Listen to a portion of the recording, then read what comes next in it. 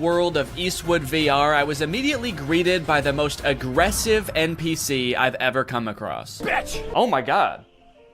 What the hell? Such an aggressive way to start the game. Come here, you big fuck! The very first thing you're supposed to do in this game is duel this guy, but for some reason, the game spawned me without hands. Right off the bat, I'm not seeing hands. Let me try restarting the game. Please give me hands. Please give me hands. Yes, okay, I have hands this time. All right, it says shoot him to enter the saloon. Is that how it worked in the Wild West? Son of a bitch! You have to shoot the bartender to enter the saloon? Now that I could actually grab my gun, it was time to use it. To do so, you must wait for the round to start. There's a little countdown and then a whistle. And then you have to pick up your gun and shoot him before he can shoot you. Dude! This took a little bit too long to figure out, honestly. Don't know what I did wrong that time. Come here, you big fuck! Easy. Whoa! I did it! Let's go. Hell yeah, partner. Hey, I dropped my gun and I got it back. The review said you can't do that. Guess they were wrong. So do I want to continue or restart? Yeah, as much fun as that was, I think I'm going to want to continue. Also, that is the funniest death pose I've ever seen. Dude is face down, ass up. Right. Continue. So it turns out none of the menus work in this game. So I just decided I'm gonna shoot this guy and go into the saloon. Lovely, okay. So now I'm in the saloon. This is kind of fun. I'm actually, I mean, it's not that bad so far. I immediately began to explore everything this saloon had to offer. And it turns out there's quite a bit. You can throw this pot up in the air. Whoa! You can stack chairs on top of each other. Ooh, dude, I wonder if I could like make a fort out of chairs. Probably not what the game was intended for, but dude, you can. Let's go. I guess it turns out to make an entertaining game for me, you don't need to program in any story or challenges. Just give me a bunch of shit I can move around. A glug glug glug. Do I look like I'm drinking beer? A glug glug glug. Okay, he didn't seem to care about that. Can I grab him? Oh, I've stunned him. What the fuck did I do? Oh my god. I touched him one time. I think I killed him. I think I have the touch of death, guys. I guess the game heard I like having things to pick up and move around and answered my prayers in the most terrifying way possible. Dude, this is like actually creepy. I'm holding him up with one hand. He's just like floating around. This is exhilarating. Bad boy. Holy shit, dude, this is crazy. The other patrons of the saloon didn't really seem to have much going on. Smash. Touch of death. Oh, touch of death doesn't work on him. So maybe there was just something wrong with that one guy. Maybe he had his own thing going on. He had his own demons. Don't worry about him, man. He would have done that anyway, even if you weren't there. Can I pick up this gun? And one for you? For looking at me like that? I wonder if I can steal this guy's gun. That'd be kind of fun, huh?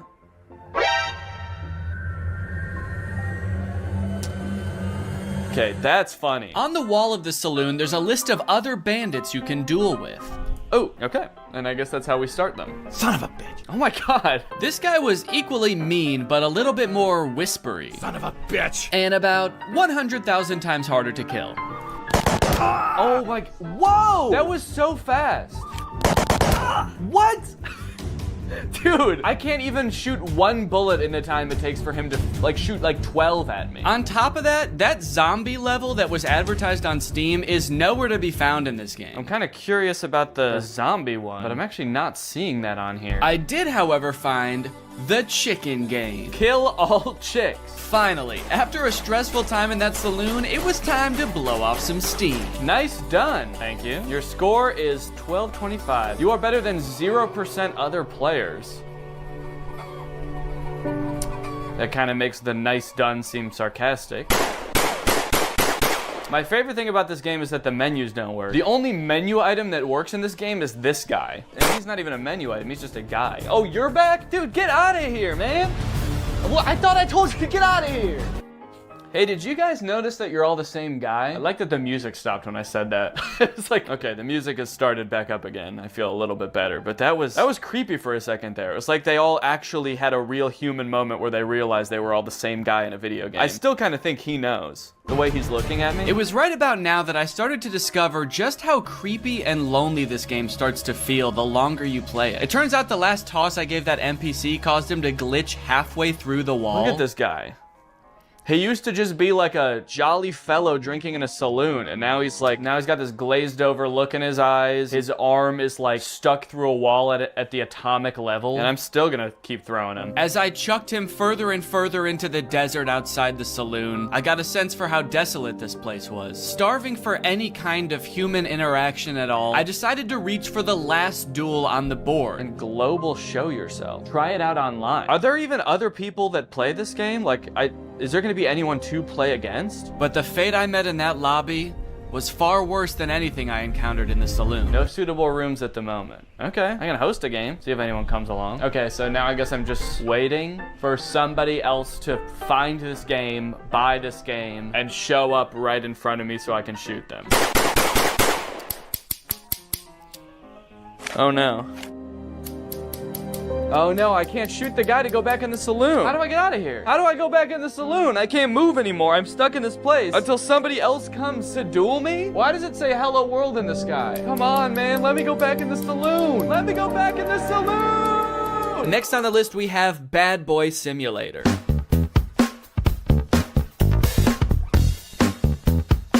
Okay, so it looks like a game where you spend all of your time in one classroom just tormenting the teacher and students with chemical weapons. This game looks insane. Also, what is this glove? Are we playing as a supervillain?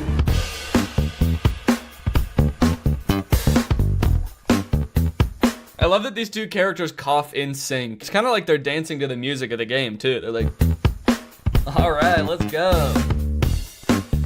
Yeah, everyone kind of has like in sync choreography to the sort of chemical warfare that they're being subjected to. Were you a bully at school, or vice versa? Were a diligent student, and now you regret that you did not break away then properly? Do I regret not being a bully in school? Yeah, man, I was a little goody two-shoes in high school. I wish I made bombs. I look back on my years as a teen, and my greatest regret is that I didn't blow up my science classroom. Arrange yourself more conveniently. What does that mean? How can I arrange myself to be more convenient? Will you be able to infuriate the teacher without catching her eye and avoid the look of a classmate bastard? What? Okay, I'm sorry, but if anyone's the classmate bastard, maybe it's the one with a supervillain-esque glove making bombs in the back of the class. So the reviews for this game are mixed. Some people are loving it and some people are hating it. This one person said, I can't close the game. That sounds terrifying. What if it turns out this person like forgot to actually put their headset on and just started doing this at school thinking they were in the game? I gotta find a way to close this game, man. I'm in too deep. It's been months. I've been expelled. I'm on the no-fly list. Can someone please tell me how to close this thing? Can someone please tell me how to stop being a bad boy? I wonder if there's a story to this game or if you just stay in this one classroom the entire time. But you know what they say, there's only one way to find out. To start this game, you go through a tutorial that teaches you a bunch of different methods you can use to prank your teacher and classmates. Put something on the bottom of the teacher's mug, throw it, and then go sit down. I don't know. Okay, so is this glue maybe? Go ahead and stick that, and I'll go right back to my desk. Oh, now we get to watch the teacher discover that her mug has been glued to her desk. What is she doing? Why is she just standing there? Not really sure what happened there. My best guess is that I put too much glue on the mug and she could tell even from outside the door that she was about to be pranked. So she was sort of like angrily protesting from outside the room. 1, 2, 3, stick it. And then I go back and sit down. Oh, here we go, dude. Here she comes. Tiniest legs in the world. Oh, good God. Is the teacher a baby? These pranks rely heavily on distracting the teacher, that way you can cause your mischief without getting caught. You can throw a paper airplane to distract the teacher. Miss? Sometimes it doesn't work. That distracts her. I go and take the mug, and I go back and sit down. Fuck you. Oh. But I don't think any of the other distraction methods really matter because you can also freeze time. Bink. Put this on the mug, sit down, and... Yes! She is so pissed. Now that I was done with the tutorials, I could actually get into the real levels. And it looks like there are a lot, dude. 1, 2, 3, 4, 5 by 1, 2, 3, 4, 5, 6. There's 30 levels. A little bit of quick math for you. And I'm not even in math class right now. I'm in stand class.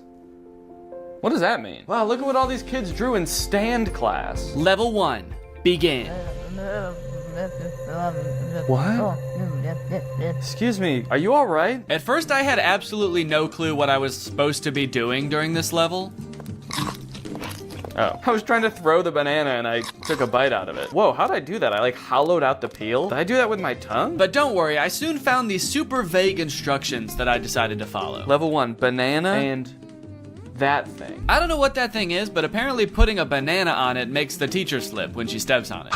Oh, shit. Wait, okay, I guess that was actually what I was supposed to do. So it seems like every level is just a list of items you need to pick up from around the classroom without getting caught by the teacher. Level 2, glue plus rock plus slingshot. Okay, it's really helpful that I can just freeze time in this game. That makes it so I like don't even have to distract the teacher. And then you assemble them into some sort of strange contraption that doesn't really make any sense. Okay, I'm actually not sure what I'm supposed to be doing here, but I can't pick up the soap anymore for some reason. Like, what is this? I feel like I'm supposed to be shooting the soap. I can't make heads or tails of this. Everything's covered in glue. What do I do? I'm just gonna go get caught by the teacher because I don't know what I'm supposed to be doing. Teacher, I was a bad boy. Can you please put me in detention? Eventually I figured it out, kind of. I'm still not really sure what the soap had to do with any of this, but it's a glue slingshot.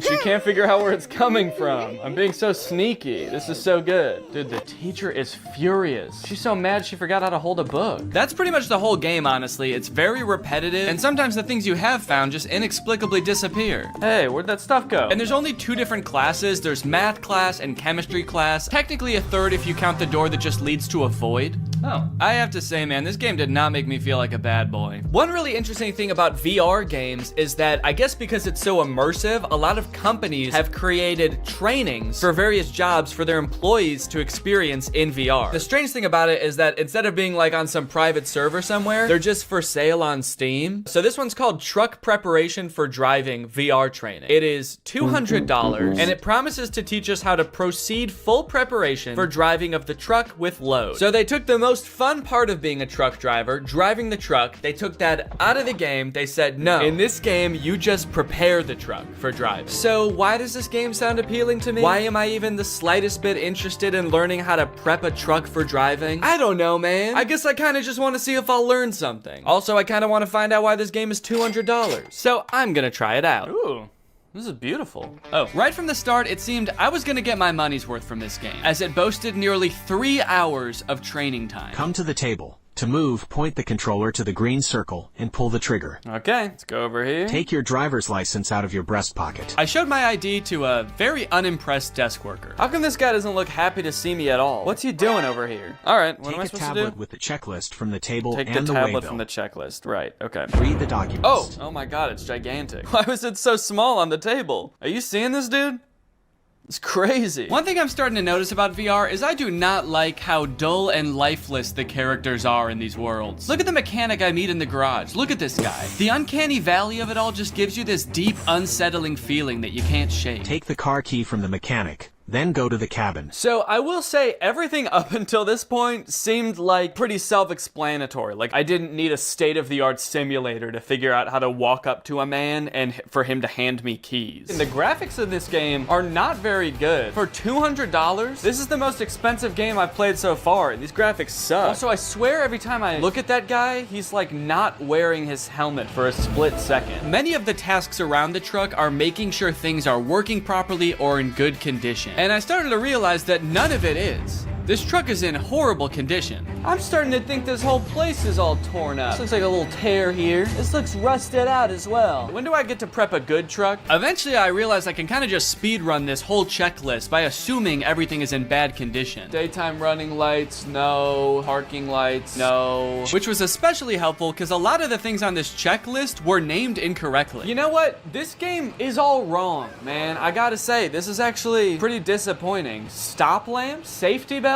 You mean seat belt? Fifth wheel coupling? I can only imagine what that is supposed to mean in real life. That's probably like the radio or something. Check for wheel chocks attached to the rear of the machine. What's a wheel chock? On the back of the machine. What machine? The truck? Is that the machine? Is he the machine? You got any wheel chocks back there, sir? Turn around, let me see. Let me see your wheel chocks. Suddenly, all of the UI and my ability to walk around disappeared, leaving my prospects of finding these so-called wheel chocks hopeless. I tried resetting the game to see if that would fix it, but the only thing that did was erase all of my progress. Prepare the truck for driving.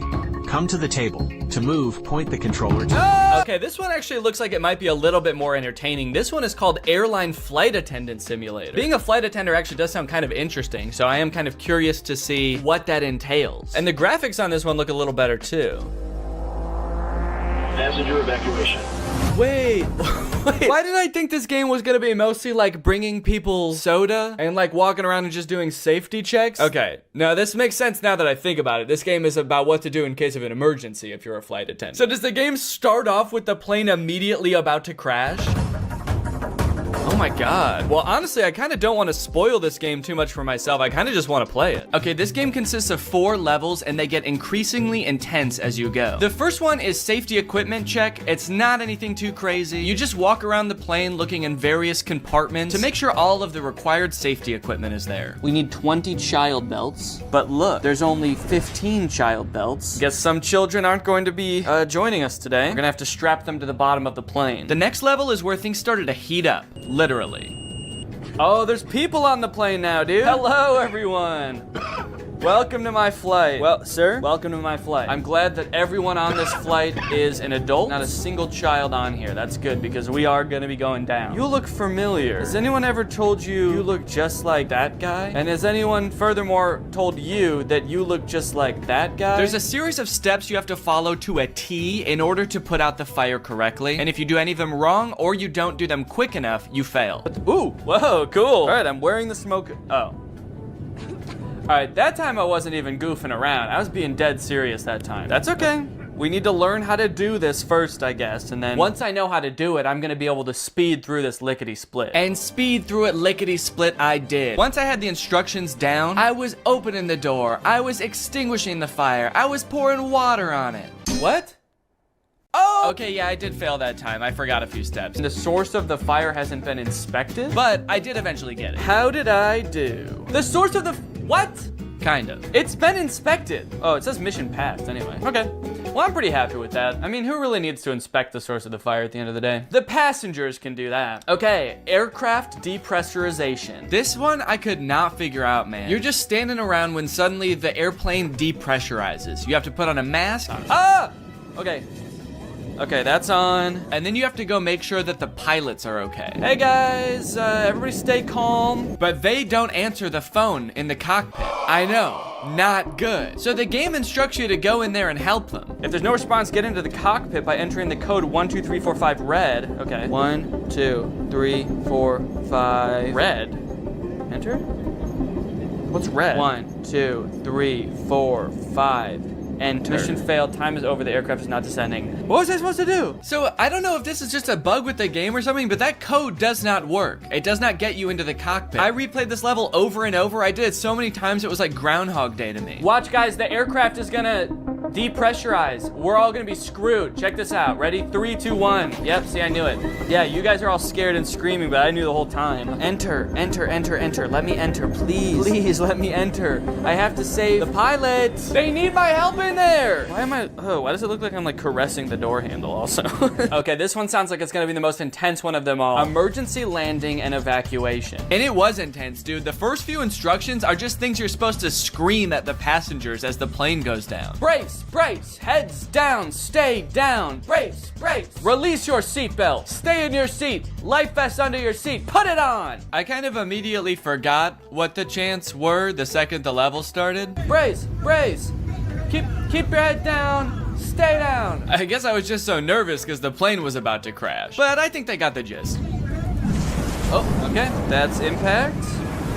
Very scary. Very scary indeed. Passenger evacuation. Okay, here we go.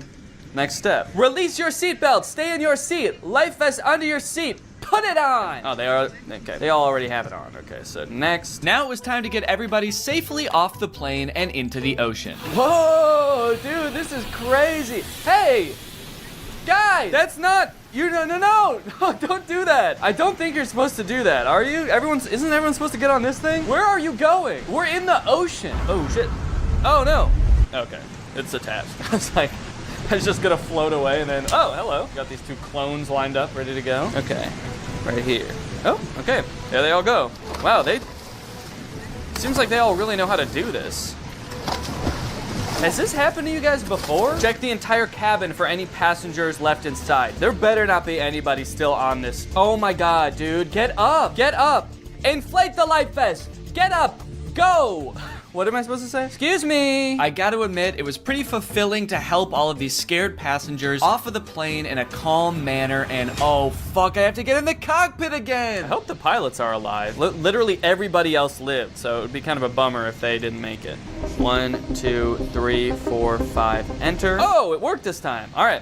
Hey guys, I don't know if you noticed, but the plane did crash, so just wanted to let you know. There you go. Oh, okay. All right. You're good? And you as well? Are you good? Oh, okay. Perfect. No, don't get your hands off the steering wheel. We're not in the air anymore. We crashed. Get your hands off the steering, please. Now that I had rescued everybody else on the plane, it was time to rescue myself. A jump, a jump. Mission failed. This last one I kind of have a complicated reason for picking, but I think it's interesting. This game is, I think, one of the most popular VR games you can play right now. It's called Gorilla Tag. I'd never heard of it before researching this video, but it seems very popular. Here we find a most curious creature, moving on two paws, able to traverse great distances. So it seems like a multiplayer VR experience where you play as a gorilla who inexplicably does not have legs. I don't know if they all just escaped from some kind of laboratory where they were being experimented on or something, but none of the gorillas have legs. And also, instead of like using the joystick to walk around, you like swing your arms like an actual gorilla walking around, which seems super annoying, honestly. But this game has very positive reviews. 93% of the reviews for this game are positive, but I read through some of them and it gave me a little bit of pause. Positive review. This is the reason I do not want to have kids. Positive review. Kids call you racist stuff, but you will get used to it. Positive review.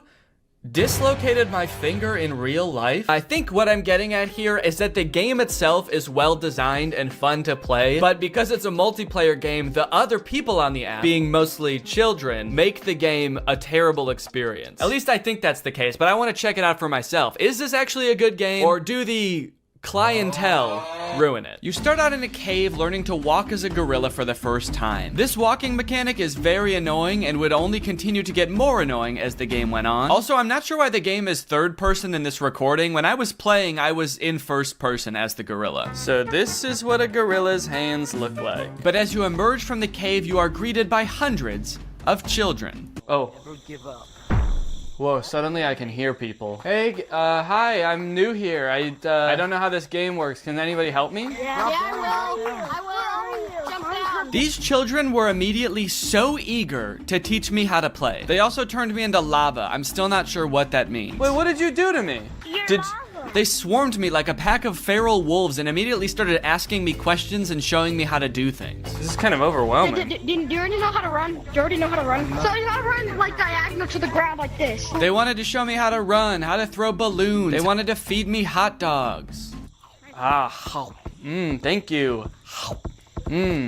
So hospitable, thank you. So overall, most of them were pretty nice. There was this one gorilla who kept asking me to change his color code in a very intimidating way. You take off my color code? What? You take off my color code?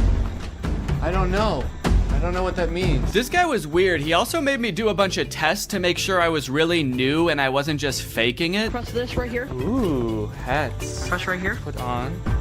Press right here. Put on. Okay, you're actually new. Oh, you thought I was razzing you? You thought I was messing with you? I wouldn't joke about that kind of thing. Do you want to know how a real man does it? Yeah, show us how a real man does it. Bro, a real man do it like this. Whoa! That's a real man. While I was being taught how a real man runs up a wall, I was told that the $1,000 Meta headset I bought to play all of these games was actually the worst possible one I could have used. For some reason, I feel like it's like my hand is just not sticking in the wall. What are you playing on, Oculus or Steam? On Steam with the Quest Pro. So you have about 85 hertz. Okay. So your hands are not as sticky as the Oculus players. Wait, what did you get? The Pro? Yeah, but I'm playing it on Definitely should have Steam. not bought that headset. What the hell, Steam? And Mark? My gaming setup is too good for Gorilla Tag? How fucked up is that? Once the gorilla children had cooled down a bit and started to go back to doing their own thing, I asked my friend here if there was anything else to do in this game. Are there like mini games in this game, or like what is there to... What is there to do? He decided he should take me under their wings / monkey arms and teach me their favorite game. Let's teach them how to play monkey on the shelf. Okay, let's go. Now jump on the computer.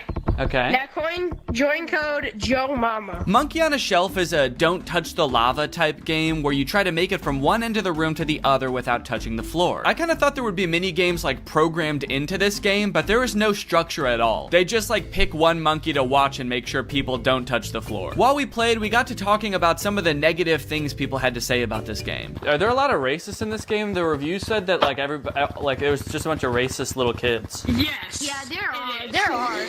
Did they get banned? These report. Sometimes. Before I knew it, it was time for me to log off. All right, guys, I gotta go. But can I just say? Nice knowing you. Can I just say thank you guys for taking me under your wing and teaching me how to play this game. I couldn't have done it without you. Thank you guys. You're welcome. You guys are the coolest monkeys I've ever met. Yep. All right, bye. Well, Greg, there you have it. The world of VR is a magical and mysterious place that I am proud to have explored here with you today. If you have any other games you want me to check out, let me know. If you're not subscribed yet, make sure you subscribe and turn on my notifications to join Greg. Otherwise, go ahead and check out another video right here, and I'll see you guys in the next one. Bye-bye. Life as a new dad is pretty good. Rocking my baby to sleep, watching him crawl for the first time, and there's so much to look forward to. Like finding out what kind of TikTok dad I'm gonna become. There's so many types of dads on TikTok. You got Frog Dad. I could be like Addison Rae's dad, begging Young Gravy to box him. One thing's for sure, whatever kind of dad I become, I'm excited to do it on TikTok. Wait, what is this? TikTok is getting banned?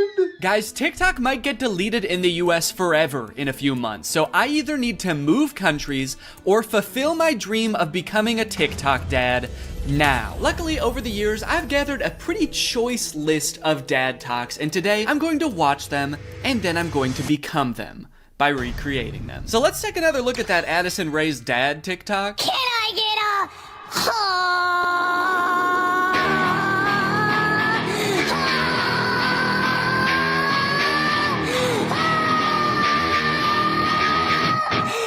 Okay, so this TikTok is from a couple years ago. It's from 2022. And if you were unaware of this situation where Addison Rae's dad wanted to fight famous rapper Young Gravy, I believe it started because Young Gravy made some comment on a podcast about finding Addison Rae's mom attractive. Now, Addison Rae's dad and his mom aren't together and haven't been for a long time, I think. But nevertheless, Monty, that's his name, Monty Lopez, decided to settle the score by getting on TikTok and begging Young Gravy to fight him. Can we meet now? Like today, it's August 9th, 2022. I'm ready and I bet you're not. Only a boxing match. Do you have what it takes? Please, I'm begging you, Young Gravy, fight me, please. I'll let you win. I don't care. You can bring a gun. Just don't kiss her. Also, because of the UMG thing that happened recently where they removed all their music from TikTok, this TikTok is completely silent. I'm guessing it had more of a badass vibe to it when it actually had music, but now it's just kind of sad. But to be fair to Monty, that TikTok was like 2 years ago. The beef has since been resolved, I think, or Monty just realized that Young Gravy was never going to respond to him, so he stopped trying. But let's see what Monty's up to now. What's going on, everybody? Happy holidays. We got some real funny videos that I'm about to show you. Let me know in the comments below which one you think is the funny. Cool, man. Yeah, those are some pretty funny videos. Did you steal them, Monty? Did you steal the videos? Bad, Monty. I like that Monty is compensating for his old videos having no music by putting 3 times as much music as is necessary in this video. I don't really think that this exact genre of TikTok speaks to me. I don't really know if I want to become like the content stealing kind of guy on TikTok. Hey guys, check out this crazy clip I just saw. You're gonna want to buckle in. This is 3 hours long. I should give Addison Rae's dad type dad a shot though, so I'm gonna be recreating that first TikTok. Okay, so I was trying to think of who it would be funny for me to be trying to fight in this video. My first thought, for some reason, was Joe Biden, but I feel like if I posted a shirtless video of me screaming and begging Joe Biden to fight me, I would be investigated by the FBI, the CIA, trying to think of any other 3-letter acronyms, AJR maybe. So I'm not gonna do that. Maybe it would make more sense if I just challenged someone who already does influencer boxing, like Jake Paul. I could make this same kind of shirtless screaming video, begging begging Jake Paul to fight me. I can't just stop there because Monty didn't stop there. Oh, no, no, no. He challenged him. He begged him. He asked him to come to his house right now. And then he also pivoted to just posting silly videos on his page. So I'm gonna try to encapsulate all of that into one video. I also noticed in this video when he stands up, it like, well, one, it says run white boy run at the bottom. And then it also reveals that he has a tummy tattoo. So I don't know if I should incorporate that somehow. Like when I stand up, there's a funny tattoo on my tummy. Maybe it's just a heart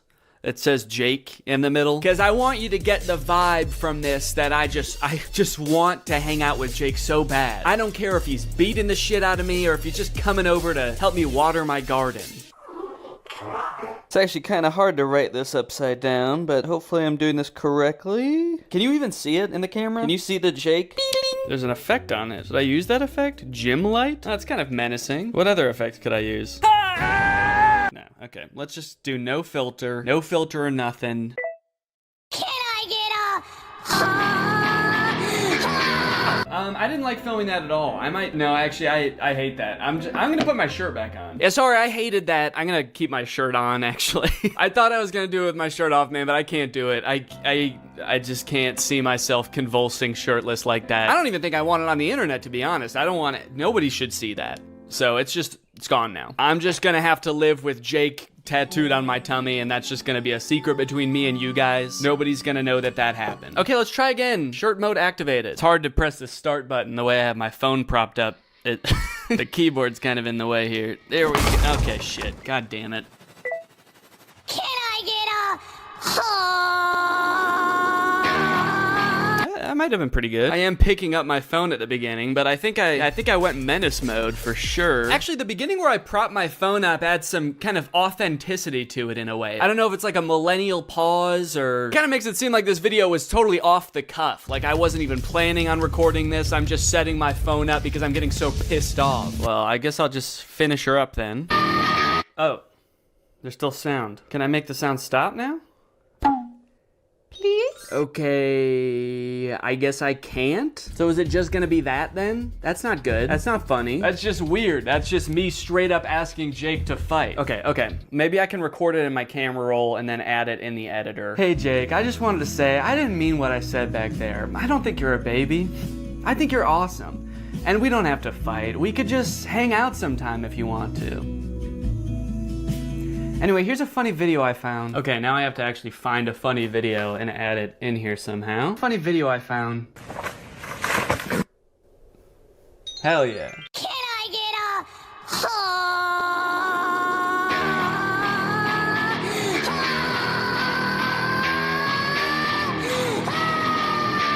Hey Jake, I just wanted to say, I didn't mean what I said back there. I don't think you're a baby.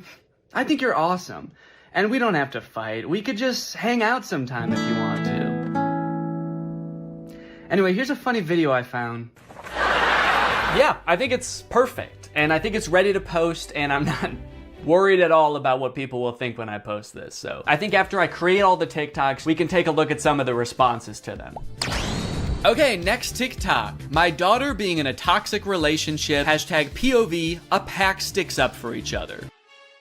One of my favorite things about this TikTok is how many people show up. I thought it was just gonna be the dad at first, but then more and more characters keep coming in. It kind of makes the dad seem a little less badass. Like, no wonder the boyfriend's scared. He is severely outnumbered. I also love how the uncle comes into frame by touching the brother's shoulder, but it's obviously just his own hand touching his own shoulder. You know you're in for trouble when you feel your uncle tap your shoulder. You know how uncles do? Now, the weird thing about this one is that I actually don't know if this guy has kids. I actually don't think he does, but I do still think that there's something we can take away from this video. The whole concept of a pack sticking together. Oh, are they wolves? Oh, I think they're werewolves, and that's why it says a pack sticks up for each other. And that's why all their eyes turn blue, this horrifying shade of blue, and the dad has on a wolf necklace. So they must be wolves. They've got wolf eyes. Wolves have blue eyes, right? Oh, wait. They don't. Wolves have brown eyes, it looks like. I must be thinking of huskies. Oh yeah, huskies have blue eyes. Are they huskies? Leave her alone, buddy. unless you want to get strapped to a sled and pulled very fast over a great distance. If this happened in real life, do you think that the boyfriend would even hear the dad? He's screaming and the dad is whispering. He has a few other TikToks where he plays the role of a dad navigating a kind of tricky situation with his daughter. I guess this genre is just fantasizing about having like a teenage child and something awkward or scary happening with that child. And also you have to look really badass and you do have to be part dog. Got it, can do. Before I film this one, I actually have a much more important POV I need to film first. POV, that moment when you're sponsored by Opera. Opera makes other browsers look like that evil boy in that last TikTok. All alone and useless. Meanwhile, Opera looks like the family because Opera has so many useful features built in that it's so much more than just a browser. You've got Aria, Opera's native browser AI, which lets you get clear answers instantly. Highlight any term on the web and ask Aria to explain it. The great thing is Aria is connected to the web and can provide real-time information, unlike a lot of other AI models. Tab islands are huge for helping me stay organized while I'm working on a video. If I have several TikToks open, a couple of Google Docs, email, I can collapse them into context-based groups automatically. I don't know what accent this is supposed to be. One thing I didn't even realize I needed until I got Opera was a built-in ad blocker. It makes articles look so much more clean, which actually makes my videos look better, because when I screen record an article, there's not distracting ads all over the place. And it's super easy to turn on with just one click. If you're working on multiple projects at once, you can create entirely separate workspaces that you can switch between easily using customizable buttons on the sidebar. I don't like having a ton of browser windows open at the same time. It's super distracting and hard to sort through. So in my opinion, this is a much better solution. So if you want to check out Opera, then use my link below to download Opera today. Thanks to Opera for sponsoring this video, and thank you to you guys for checking out Opera. Now let's film this TikTok. Okay, so I've been thinking a lot about how I could make this TikTok kind of my own, you know? Take everything I like about the toxic daughter boyfriend TikTok and amplify. So first thing we're gonna do is the amount of family that shows up. I liked how much it was in the first video. We're gonna double it. We're just gonna have a ton of people show up. We're gonna have the dad, of course, the brother, an uncle. Uncle's here! A second cousin, a third niece, maybe. Also, I think instead of like a toxic boyfriend, the daughter's just gonna be getting mugged. I think that would elevate the stakes a little bit higher. And then, you know, in the original TikTok, they didn't even turn into werewolves. Their eyes just turned blue, which, granted, that would be very scary if that happened to you, but I feel like they were trying to get at something there, but they didn't quite get there. So, in my TikTok, they're gonna actually turn into animals because there's filters on the TikTok that can turn you into animals. So that's what I'm gonna do. And I'm gonna do it now. So I think what would be even cooler than turning into a wolf is if I turn into a horse. And I know that there's horse filters on TikTok. I have one saved here, where if you open your mouth, you turn into a horse. So I'm gonna use this. Okay, beautiful, beautiful. I look gorgeous. And then everyone just starts turning into horses, dude. The daughter turns into a horse. Uncle's gotta turn into a horse. And last but not least, the mugger has to apologize, of course. Let's go, baby. Now all I have to do is edit this, and it's gonna be ready to go. Now this dad is a whole different type of dad. His name is Brian B. Toe. I thought Toe might be his last name, but the way it's spelled out in his profile actually makes it seem like Buteau is his last name. I thought B was just his middle initial till I saw this just now. Say what you want about Brian, but he do be Toe. And I think there's a lot we can learn from Brian's TikTok. Stuck in a generation where loyalty is just a tattoo and being fake is a lifestyle. Where the real ones at? Man, Brian's so cool. I thought he was a teenager for a second because of how cool he's dressed. Hey guys, I'm just skateboarding with my backpack to school. I mean work. I hope my teacher is cool today. Oh, I mean boss. Sorry, I'm just a kid at heart. Also, I just got in a really bad skateboarding accident and hit my head real bad. Can you drive me to the hospital? I don't like this angle. Why is he so much higher up than us? Are we a child in this video? Are we his child? Son, where are the real ones? What have you done with the real one, son? I'm not even sure how the caption and the video are related. They seem like totally separate things. I'm so sick of my generation. So I've decided to join yours. I'm a teenager now. In fact, I'm so young that my kids are my...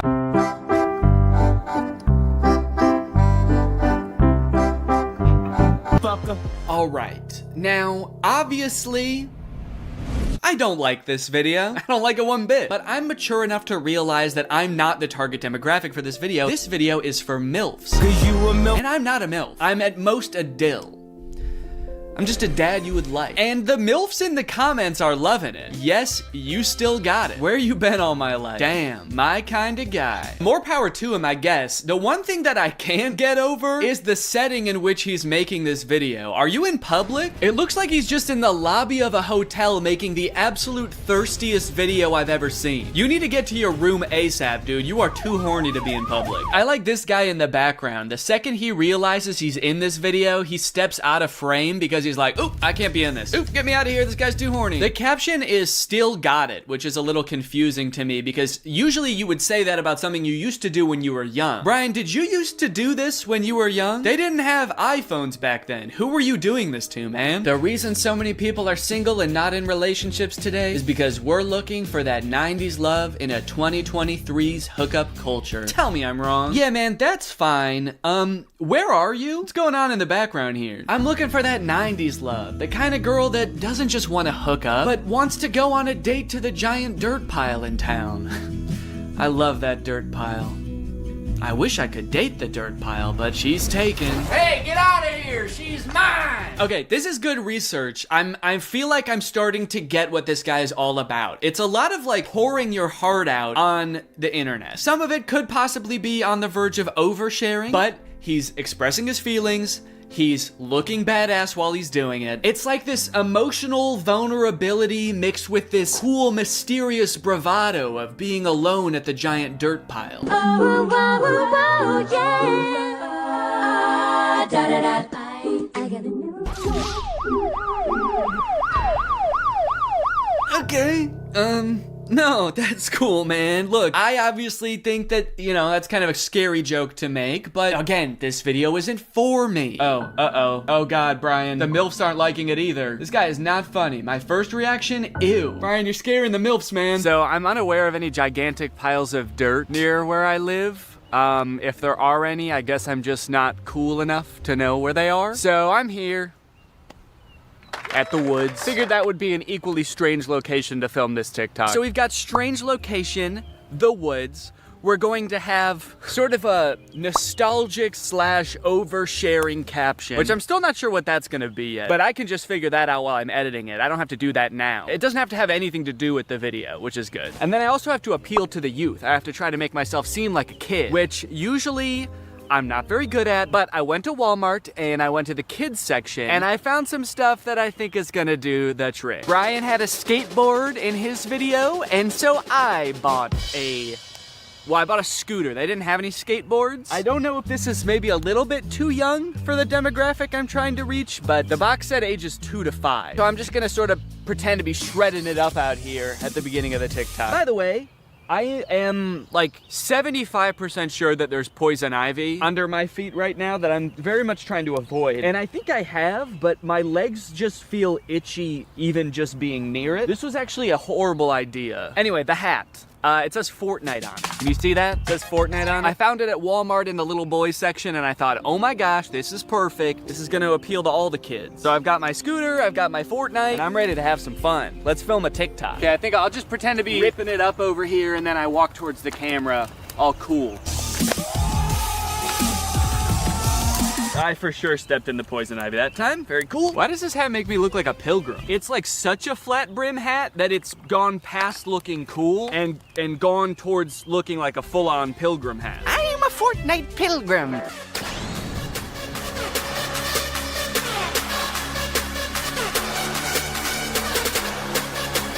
This one's just kind of a fun one. It's just a picture Shaq posted with like 20 seconds of music and then 20 seconds of silence. I don't know. Could be the move.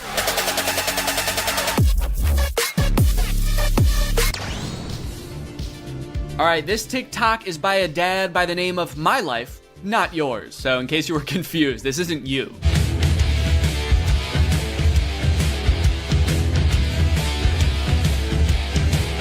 Yes! Yes, dude. Thank you. This is the kind of energy I'm looking for. When your kids need you, you drop everything. And you don't walk, you don't run, you don't even drive. You jump through the air like a giant bunny and you land right where they are. I guess we don't see where he lands. It would be kind of funny if it like cut to a reverse angle and he just landed at the bar. But one TikTok in, I am liking this guy's style.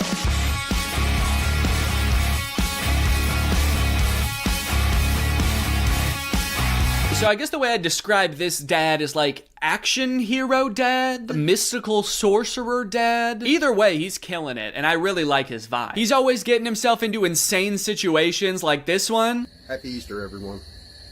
So funny about how nonchalantly he says Happy Easter and then teleports himself into the UFO and kamikazes himself. Like, did he know that was gonna happen? Based on how chill he was, I kind of feel like he didn't. Happy Easter, guys.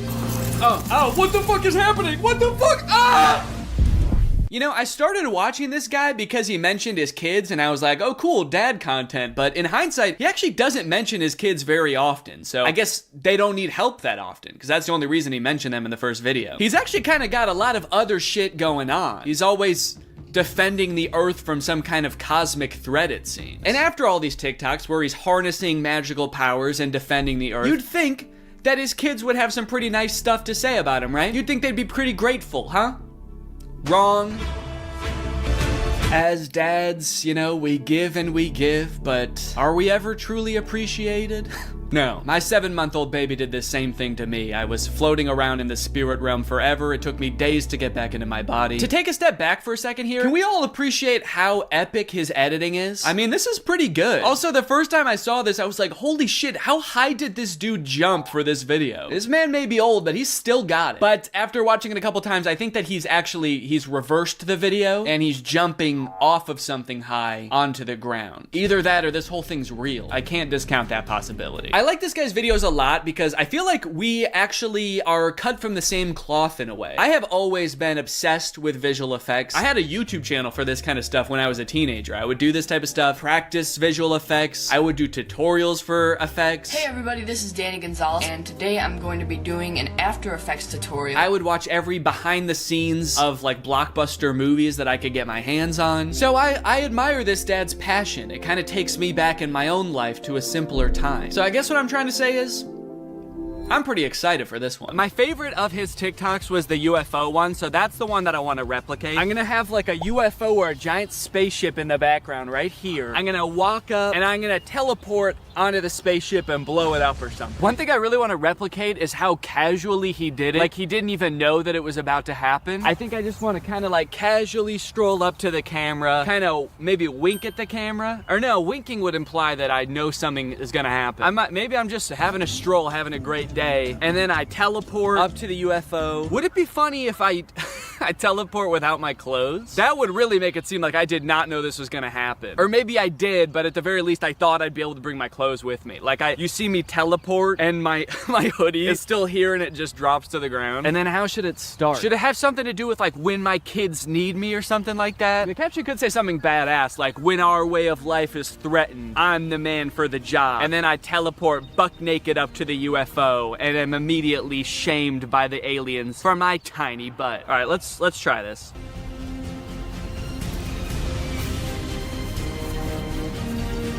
Okay, and then I'm gonna take off my hoodie, put it right where I was. This? Don't keep going. No, stop. You're getting distracted. All right, look up CBS's logo. It's Big Brother. See, you think that Big Brother is gonna let you think independently? No, they're gonna open your noggin up, they're gonna fill it with all the thoughts they want you to have, and Phil is part of it. But probably Jeff Probst isn't too, right? Yeah, we're free thinkers. Basically, what we're gonna do is YouTube Shorts. Maybe we should be looking at more shorts. All right, if you two could shut up for a second, I have an important announcement. Today, I want to help you guys out with your budgeting a little bit. You can budget your car payments better, your travel, your groceries. Does that sound good? Well, then listen up, because we're going to talk about Rocket Money, the sponsor of today's video. Rocket Money is a personal finance app that lets you lower bills, cancel unwanted subscriptions, make custom budgets, and lower your savings all in one place. With Rocket Money, you can create a custom budget for any category in seconds. The app shows you where your money is going at all times and identifies your top spending categories and even gives you insights on how to better budget in the future. As someone who spends a lot of money eating out and not as much as I would like on travel, this is a great way for me to visualize like how much spending is happening in each category, where I can cut a little bit, where I can add a little bit. They'll also notify you when you have upcoming charges or when your balance is low. That way you can avoid overdrafts and late fees. And if that wasn't cool enough, Rocket Money can also help you lower your bills. Rocket Money automatically scans your bills to find savings. They can help negotiate bills for you, whether it be your internet service, your cable bills, and more. So you don't need to worry about those pesky customer service calls.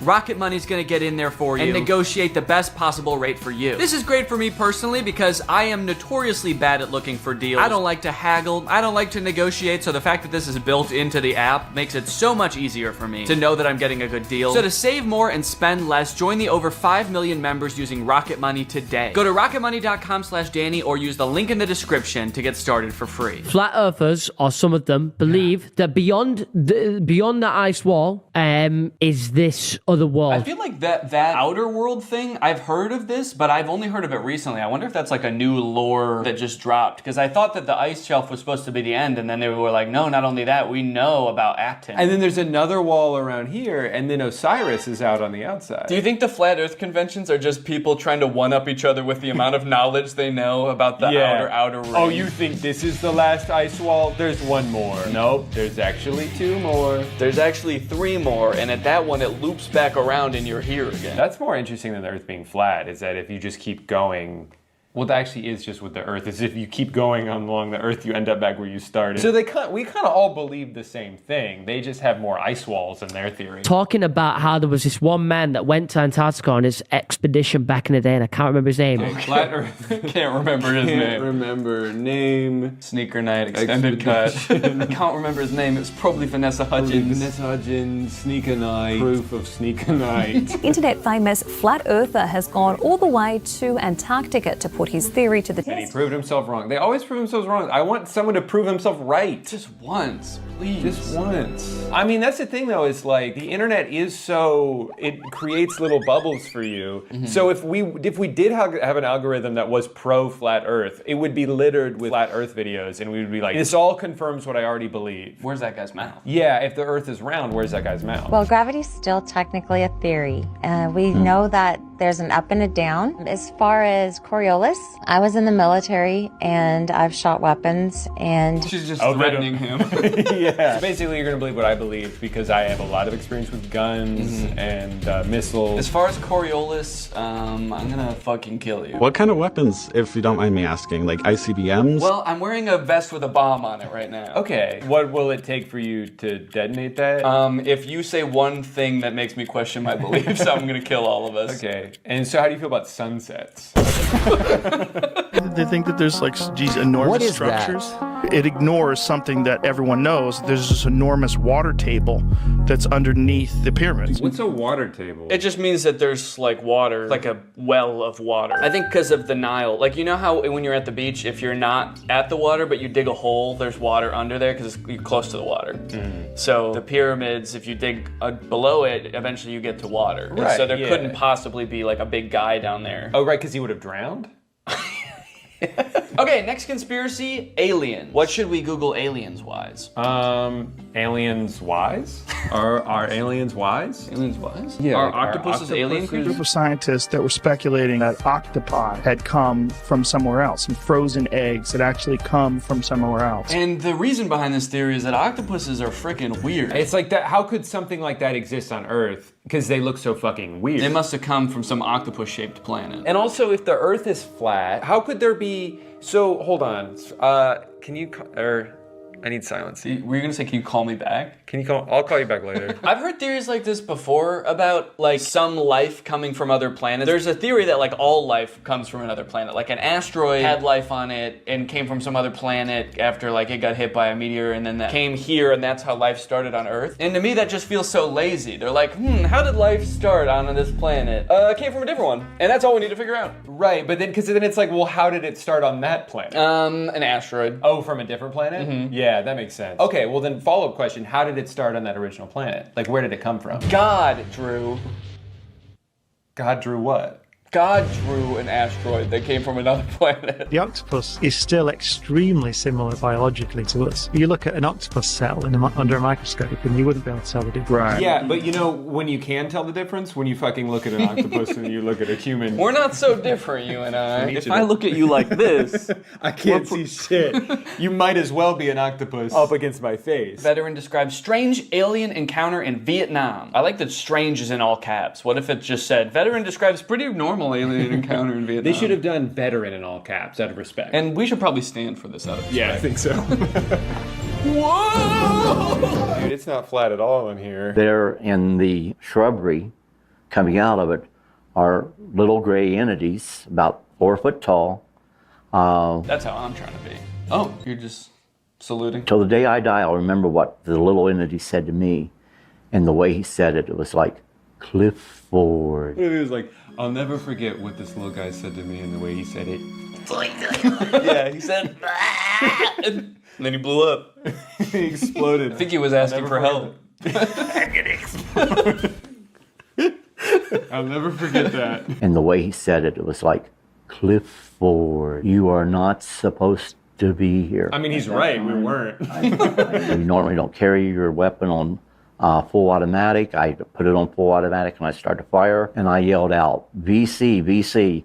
And that was to alert the other troops that we were no longer alone, that there were a number of little guys there, I'll put it that way. I'll put it that way. I'll put it away your brain can understand. Little guys. So the alien said, what are you doing here, Clifford? And that's how I knew he wasn't from Earth. It was dark. There was a small guy in the bushes who asked me what I was doing here. Gotta be an alien. Gotta kill the alien. Gotta kill him. Oh, he already exploded. Job's done. Said, even though we're at war, we don't put our weapons on full automatic. I did just for this guy and no one else. And I killed him. Also, is this guy's name Clifford, or did it? His name's just Veteran, as far as I know. That could be why he's so confused too. Yeah, I'm not fucking Clifford. You are not supposed to be here. I feel like this illustration's doing a lot of heavy lifting in this story. He's just describing a pretty normal encounter, but then because of the illustration of aliens, it's like, man, they must have been aliens. Yeah, But a little guy came out of the bushes. He looked like a regular Vietnamese man, and the picture is of like an octopus. So all of the comments believe him and are pissed. They're like, way to go, Clifford. The little dudes were trying to bring about peace on Earth, and you blasted them. Like, way to go, man. We almost had peace. And you gave them a demonstration that we are a species not to be trusted or helped. Good job, Clifford. They're like, your story is 100% real, and we hate you. Well, and then this person's on his side. It's like, he's been consistent about these events ever since they happened. Yeah, because that's how he remembers it. You can still be consistent about something that didn't happen. Wasn't used to the ganja. Just imagine smoking this 35% THC they smoked back in 1980 when they smoked weed that had to be 6 to 8% THC. I am sure I would have seen some crazy shit. And let's go ahead and report him for animal abuse.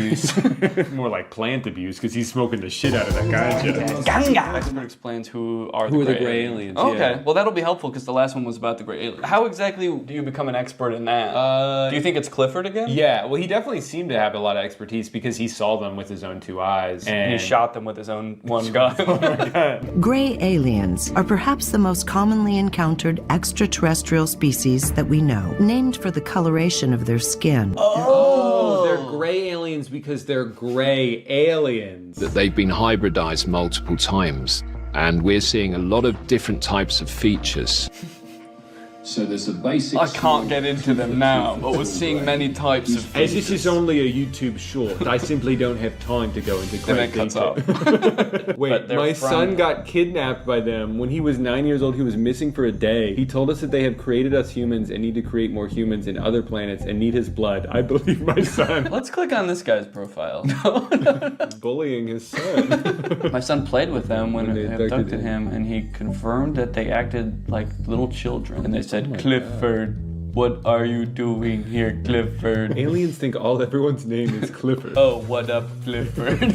Welcome back, Clifford. I think every human they see is the same human that they just saw. Good, you look very different today, Clifford. What a strange planet only inhabited by one man named Clifford. Who changes shape every day. Don't shoot me again, Clifford. Your bullets have no effect on my robot body. But they have extreme effects on my feelings, Clifford. It's the intention that hurts. As my son has mentioned when he was inside the ship. As my son has mentioned countless times, you guys. My son, who's an expert, 9 years old, got abducted. It's a computer-based reality which they created long ago, and many souls were kidnapped and then put inside these machine bodies, so they used what is known as spiritual necessity. You think this guy's ever done drugs? No. He's too busy. He's trying to get his son back from the aliens. I believe him because they were in my house around 1997. Unfortunately, I panicked so badly they didn't speak. I regret it now. I might have gotten answers, but I couldn't believe what was happening, and I had 3 little girls asleep in the house. Two of mine and one of my best friend. Huh? Wait, I had 3 little girls in the house, 2 of mine and one of my best friend? I think his best friend was a little girl. Yeah, yeah. My daughters were hanging out with my little girl best friend. They have so much in common because they're the same age. And when the aliens came in, I panicked because I didn't want them to wake up. My best friend. So yeah, I guess aliens, the little gray guys, must be very shy. Because if you panic a little bit, they're like, "Oh, sorry, Clifford. We'll come back later, Clifford. We have to go now. We are gray." So now it's just these two talking to each other. Yeah. What did they visit you again? They told my son that they will come again, but they didn't come anymore. He saw a tall man with blonde hair. Okay, wait, hold on. So the story is falling apart a little bit. He's like, yeah, he saw all aliens. And it's like, okay, well, there was one blonde guy. One guy with blonde hair. And I guess some of the aliens they kind of looked like they had regular hair on their head. They had regular Vietnamese hair, and they were just short little guys. Speaking Vietnamese, I couldn't understand a word they were saying. It was like some sort of foreign language to me. I shot him. My bullets did have an effect on him. I'm writing this from jail. Your son is wrong. At least mostly. I can confirm there was a tall blonde guy. Wait, also report encountering tall, chalk white, blonde-haired, blue-eyed, barefoot. Barefoot. So he's saying that people who were abducted by the gray aliens often report the presence of a Drew-like entity as well. Yeah, and that is how they refer me as the Shining One. And they do not blink. But I don't know, I blink. What was it that you said to me when I started recording this video? No blinking, it's disrespectful. No blinking, it's disrespectful. I have to go. I've been found out. I never should have agreed to do a conspiracy video with you. It was only a matter of time. Yeah. Channeling Bashar has definitely changed my life in profound ways. Now, again, not everyone has to believe that Bashar is real. That's good. Yeah, that really works out for him, whether you believe me or not. That's the great thing about being crazy, is that you can believe whatever you want, and even if other people don't believe it. Even if it makes no sense, it doesn't matter to you. So he delivers information, which he sometimes calls an instruction manual or the formula. And when people follow it as precisely as possible, with an open mind. That's such a great caveat to say that if they follow it closely with an open mind, then it will work. Because if it doesn't work for someone, he would just say, well, your mind just wasn't open enough. You clearly had some reservations about it. And that's the only reason it didn't work. And Bashar could tell. Yeah, he's very skeptical with people. How to channel Bashar. So it looks like there's only one person in the world who even thinks Bashar is real. 2 shirts. He has 1 shirt, but it changes colors when he channels Bashar. Would we go insane if we saw a video of Bashar? That's a great question. I was wondering if we would go insane if we saw a video of you. Of you? Oh, he's channeling Bashar. So I think Bashar is speaking through him. It depends on the mechanism used to capture the image. I mean, I have to imagine that there is some pre-existing lore about Bashar that if you were to see his face, you would go insane, and that's why he has to be channeled through people. Right. And so that's why she's asking this question. I like to imagine that she just came up with this out of nowhere off the top of her head. Hey, I really love everything you're preaching here today. I just want to know, like, would someone go fucking crazy if they saw Bashar in real life? And he's just like, It depends. It depends on if they have an open mind or not. Also, BasharStore.com? Yeah, that's where you can buy Bashar. Okay. I didn't think that this guy was like grifting at all before, but now I'm a little worried. Oh! Do you want to go back to 2011? How about 2003? How about 2000 through 2003? RSVP to Bashar? Yeah, the session looks like it's taking place about a month after September 11th. Unrelated. So I have to stream him channeling Bashar? I feel like I should be able to just channel Bashar myself. No, I think you're going to need to do it through a Bashar expert. I definitely feel like he needs about 500 grand. We could do. Yeah, do you think 500? There's greatest tech flops, starting with the Humane AI pin. I did a video on the AI pin when it was announced months ago as this sort of AI-powered phone replacing device that you wear on your shirt. And look, personally, I'm all for rethinking the form factor of the smartphone to make it less distracting while still maintaining all of the functionality, but unfortunately, the AI pin did the opposite of both of those things. In the demos on their own product announcement, it was screwing up hard. It was messing up facts. It also seemed super difficult to use. And it seemed like they were being intentionally vague about what the thing even did in the first place. It's a standalone device and software platform. It seemed like the type of thing that literally only a sucker could buy. But that turned out not to be true because I bought one. I ordered this thing in like February and then didn't hear from them for a few months until April, when I got an email alerting me that it was time to set up my account. And boy, was I excited. So I'm gonna be honest, I kind of forgot that I bought this, but now my AI pin is ready to be personalized, apparently. Before we can ship you your AI pin, you will need to complete a few quick steps. So I have to set it up before they're even gonna send it to me? Kind of feels like they're calling my bluff. You don't really want this thing. How committed are you to the AI pin? Will you set it up before we even ship it to you? You probably won't configure your Humane subscription, set up your AI pin passcode, and add contacts. And honestly, I don't really want to do those things, but I guess they're not going to send it to me unless I do. It's time to set up your AI pin. There comes a time in every young man's life where he has to set up his AI pin. It's a rite of passage. Oh, that's fun. Woo! Is this it? Am I setting it up? Get a little over here, a little over here. It turns out that in addition to the $700 I spent on this thing, I also had to pay $24 a month to access features like the wireless network, cloud storage, and AI services, which in layman's terms are all of the things that the pin does. Luckily, the first 3 months of this service are free, so I probably will never have to actually pay for it. Set up your passcode. Okay, could you guys not look? I'm about to type in my secure passcode. Okay. Your passcode is easy to guess. Consider setting a more secure passcode. Yeah, but could it be so simple that it's actually, you would never guess it? All right, I'll change it. How is that easy to guess? It's my birthday. I guess does it know my birthday? Do you know my birthday? Fun fact, I actually didn't know this before recording this video, but it turns out almost every single combination of 4 numbers is easy to guess. How is that easy to guess? But eventually, I reached into the dark recesses of my mind and came up with a number combination so random, so, quite frankly, disgusting, that no one, not even God, not even me later in this video, will be able to guess it. Okay, well, let me write this down somewhere so that I don't forget it. Already using my phone for something because I don't have the pin yet, so I have to use the phone to remember the passcode to the thing that is gonna replace my phone. Connect your services. Oh, cool, I can connect to my Google Photo and Title services, which I have both. And just like that, I was done. I have solved Humane's riddles, and now they have to send me my prize. All right, well, I guess the next time you see me, I'm gonna have the AI pin in my possession. It might even be right here. Okay, we'll see if I remember to do that transition. I don't remember the transition I was gonna do, so don't ask. At first I was pretty surprised by how big the box was. I thought that I had just ordered a little tiny pin, but I guess it comes with a bunch of accessories, like a sticker that just says Humane. Cool! But you guys don't care about all that. You guys just wanna see the pin. And my God, she was beautiful. Oh shit. Okay, that's my bad. No, I thought that it was gonna be attached in there more securely. Come on, Danny, you dunce! But a dunce who was about to become half dunce and half machine. Oh! In order to start using the pin, I had to unlock it with my passcode, which was explained to me via the laser ink display and an extremely coherent AI voice. To enter your pass, tap the touchpad, push, and then pull your hand out to get started. Then raise it if you don't see the laser ink display. Okay, this is kind of crazy though. Look at it. Look at this. This is like the weirdest way to type in a number ever. I'm gonna do my passcode now. Wrong.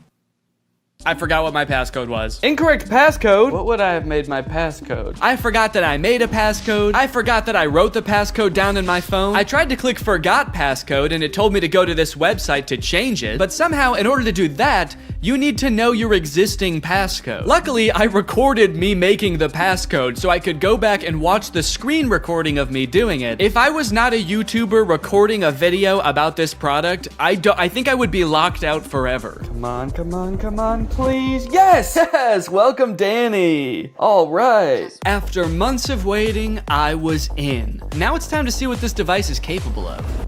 What is my name? Your name is not currently known. Please provide it if you would like it to be remembered. Actually, what's a cool kind of techno cyber sounding name that you could call me instead? Creating name. How about Neon Vortex? Yeah, call me that. Noting your name as Neon Vortex. I know I might have seemed all cheery and excited about this name on the surface, but the truth is, it destroyed me. I have never heard a name before that not only sounded so cool, but also embodied everything I wished I was. Suave, confident, futuristic. He was everything. Everything I could never be. Neon Vortex. This is the home screen. I'm all caught up, whatever that means. Nothing to report here, man, don't worry. You've got nothing to worry about. Your AI pin needs to cool down for a few minutes.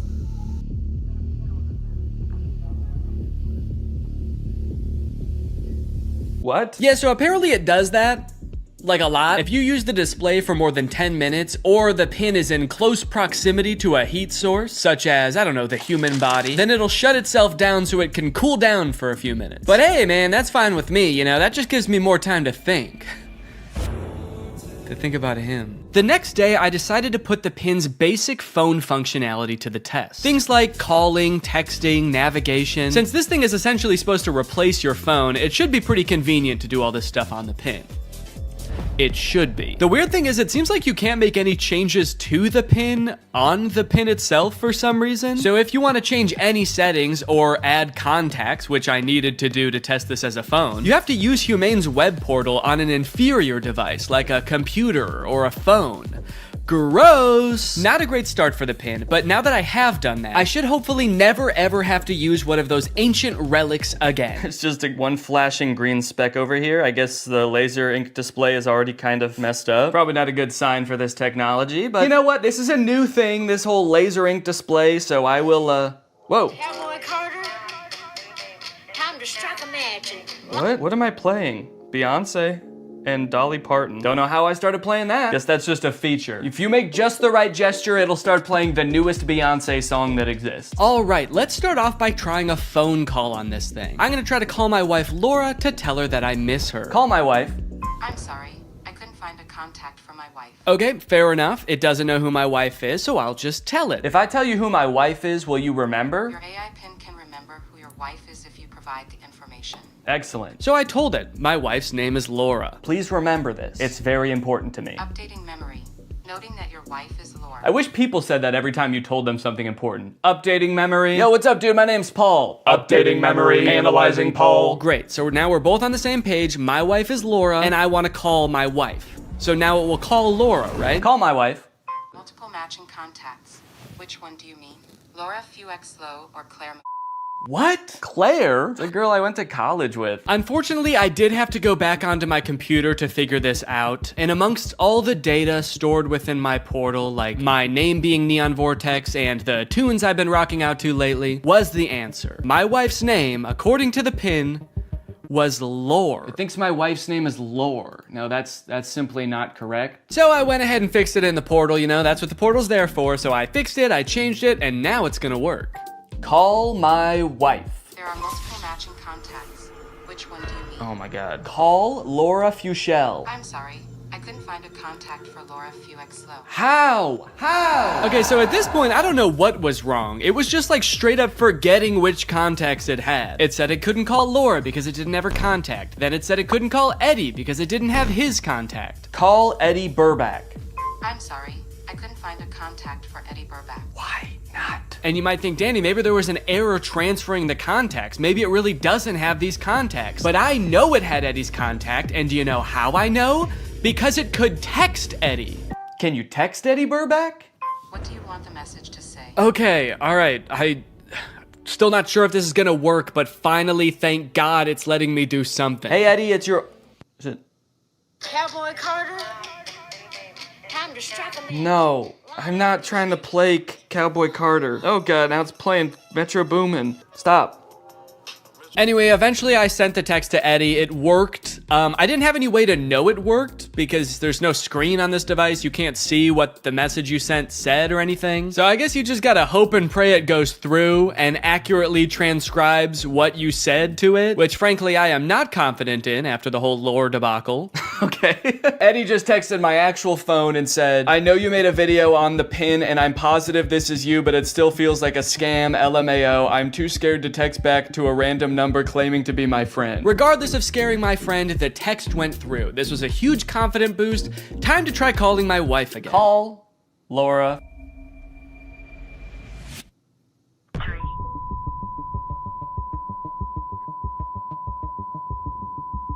What? What is... Has been recorded. Record your message after the tone. Oh, whoa. Simply hang No, up no. when done. Or for delivery Hang up. options, press the pound sign. I don't want to play like that. I don't want to play Metro Boomin. Hang up. Am I still recording a message? Cancel. I've been on the phone with her for a minute. Hang up.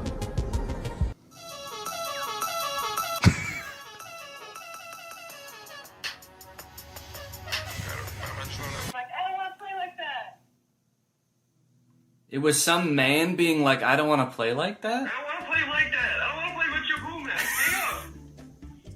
Am I still recording a message? Okay, well, yeah, I'd say that was a success. I'd seen a few demos online of Humane's GPS navigation solution. And while it did seem kind of annoying to have to hold your hand up like this the entire time, it seemed pretty doable. As long as they stuck to this, it didn't do anything crazy like, I don't know, going in a completely different direction and making it borderline unusable. So to test it for myself, I drove to a part of town I don't know very well, about a mile away from the nearest Smoothie King with hopes of the pin guiding me to a delicious, delectable treat.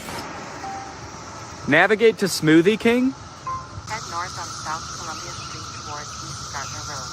Turn right onto East Gardner Road, then left onto South Washington Street. Follow South Washington Street and turn right onto East Chicago Avenue. It just gave me all of the directions at once. I wasn't ready for it. What, am I supposed to have a notebook to write that down? Also, sorry for the noise. If you live in Illinois or one of the surrounding states, you know, it's cicada season. It's the year of the cicada and they're everywhere. Oh. One just landed on my shoe and then got pissed off that I moved. Eventually, I realized if I look at the laser display, it displays the directions, but not like it did in any of the demos. It just gives you a block of text with every single direction written down. If you're in the shade, that is. If you're in the sun, it gives you nothing. Can't see anything. I was very confused by this and thought surely this could not be right. What happened to all those demos? So just to be sure I wasn't missing something, I asked it again, and this time I got an even stranger response. Directions to Smoothie King. For accurate and up-to-date directions, consider using a map service like Google Maps or a GPS navigation. What? Can you give me step-by-step walking instructions to the Smoothie King? For step-by-step walking directions, it's best to use a navigation app like Google Maps for the most accurate and up-to-date route. I thought you had navigation instructions. What? So now not only was it forgetting things that it could do in the demo, it was also forgetting that it just moments earlier had given me step-by-step instructions. This thing was regressing at a rapid rate, and if I ever wanted to get to Smoothie King, I was just gonna have to use the directions on my hand and go. Okay, well, I guess I'm just gonna use those written out directions, which start with head south on this road, Columbia Street. And I actually don't know which way is south, so I guess I just have to use the sun to try to figure that out. So the sun is directly overhead. What does that mean? Okay, while I'm walking aimlessly, I just got a text from Laura. So I'm gonna use a feature that I've seen them use in the demos where you tell it to catch me up on all my notifications. Tell me what I missed. And it's supposed to like summarize all your notifications. Since I just have one, I assume it's just gonna tell me what Laura said. Can you catch me up? Your message to Laura Fuexlo says, can you catch me up? Okay to send. No, I want you to tell me what Laura said. What did she say? Can you tell me what she said? Finding Laura. Finding Laura? Laura asked, okay, hello, what we thinking about lunch? Oh no, guys. I told Laura that I was having a smoothie for lunch, and now she's saying that she wants a smoothie for lunch too, and I didn't have the heart to tell her that I was just meandering aimlessly down the street with no clear end in sight. And I told her I would get her one, which means I'm on a time crunch now. So that's when I had to kick it into high gear. Walking under the beating sun through a sea of cicada corpses, I trudged, and I trudged. Then I realized I had been walking the wrong way for 10 minutes, so I trudged the other way. And after about 35 minutes, I finally made it. I got my smoothies. Let's go. Let's go. Take a picture of my smoothies.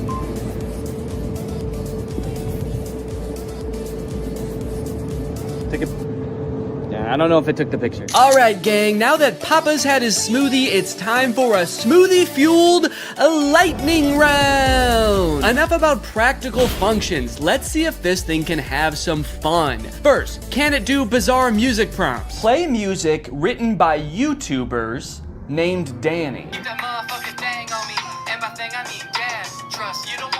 Wow, I don't think my music has ever sounded quite this bad. Yes! Can it detect food like in the commercials? Can I eat this? Yes, you can eat the mandarin orange. Yes! Unless it's a tomato and you hold it so I can't see the stem, in which case it thinks it's a red ball. It's a red ball. No, you cannot eat it. Oh, what are you, my mother? I'm eating the red ball. Not safe to eat the red ball. Please reconsider. Can it prevent me from eating too much salt? No, you cannot eat the salt directly. It's meant to be used in small amounts to season food. Yes! Can I buy things like in the demo? What is this book? Okay, by this point I probably just could have read the title. Titled The Sneetches and Other Stories. How did it know? Okay, buy it.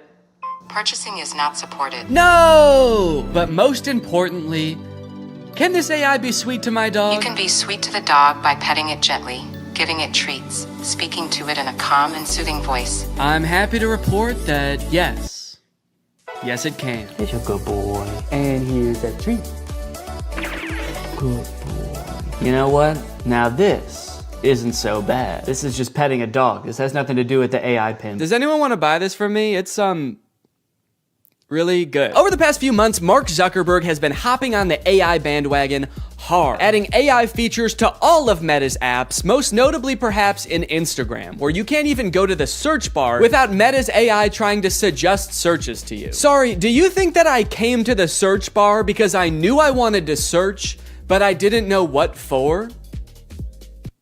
That's not how searching works. They've also released a bunch of chatbots in Instagram. I like using the word release there because it kind of sounds like a tech product is being released onto the world, but it also kind of sounds like they're unleashing a horde of monsters upon us. They've released the AI chatbots! Oh fuck, that one looks like Mr. Beast! This is really awesome, you know? Personally for me, one of my favorite things about social media is that it started out as a way to connect with each other, but ended up actually making people feel more lonely. So Meta's solution was to use algorithms and manipulate people's emotions to make them even more addicted to the platforms. But then that didn't work either! So now their much better solution is to replace what little human interaction we already got on these platforms with chatbots that look like Mr. Beast for some reason. And I think this is really gonna fix this whole system right up. So I'm very excited to get into these Meta chatbots, but first, I have a very special announcement because this video does have a sponsor, and it is the Pokemon Company International. Guys, this summer in Pokemon Unite is gonna be incredible.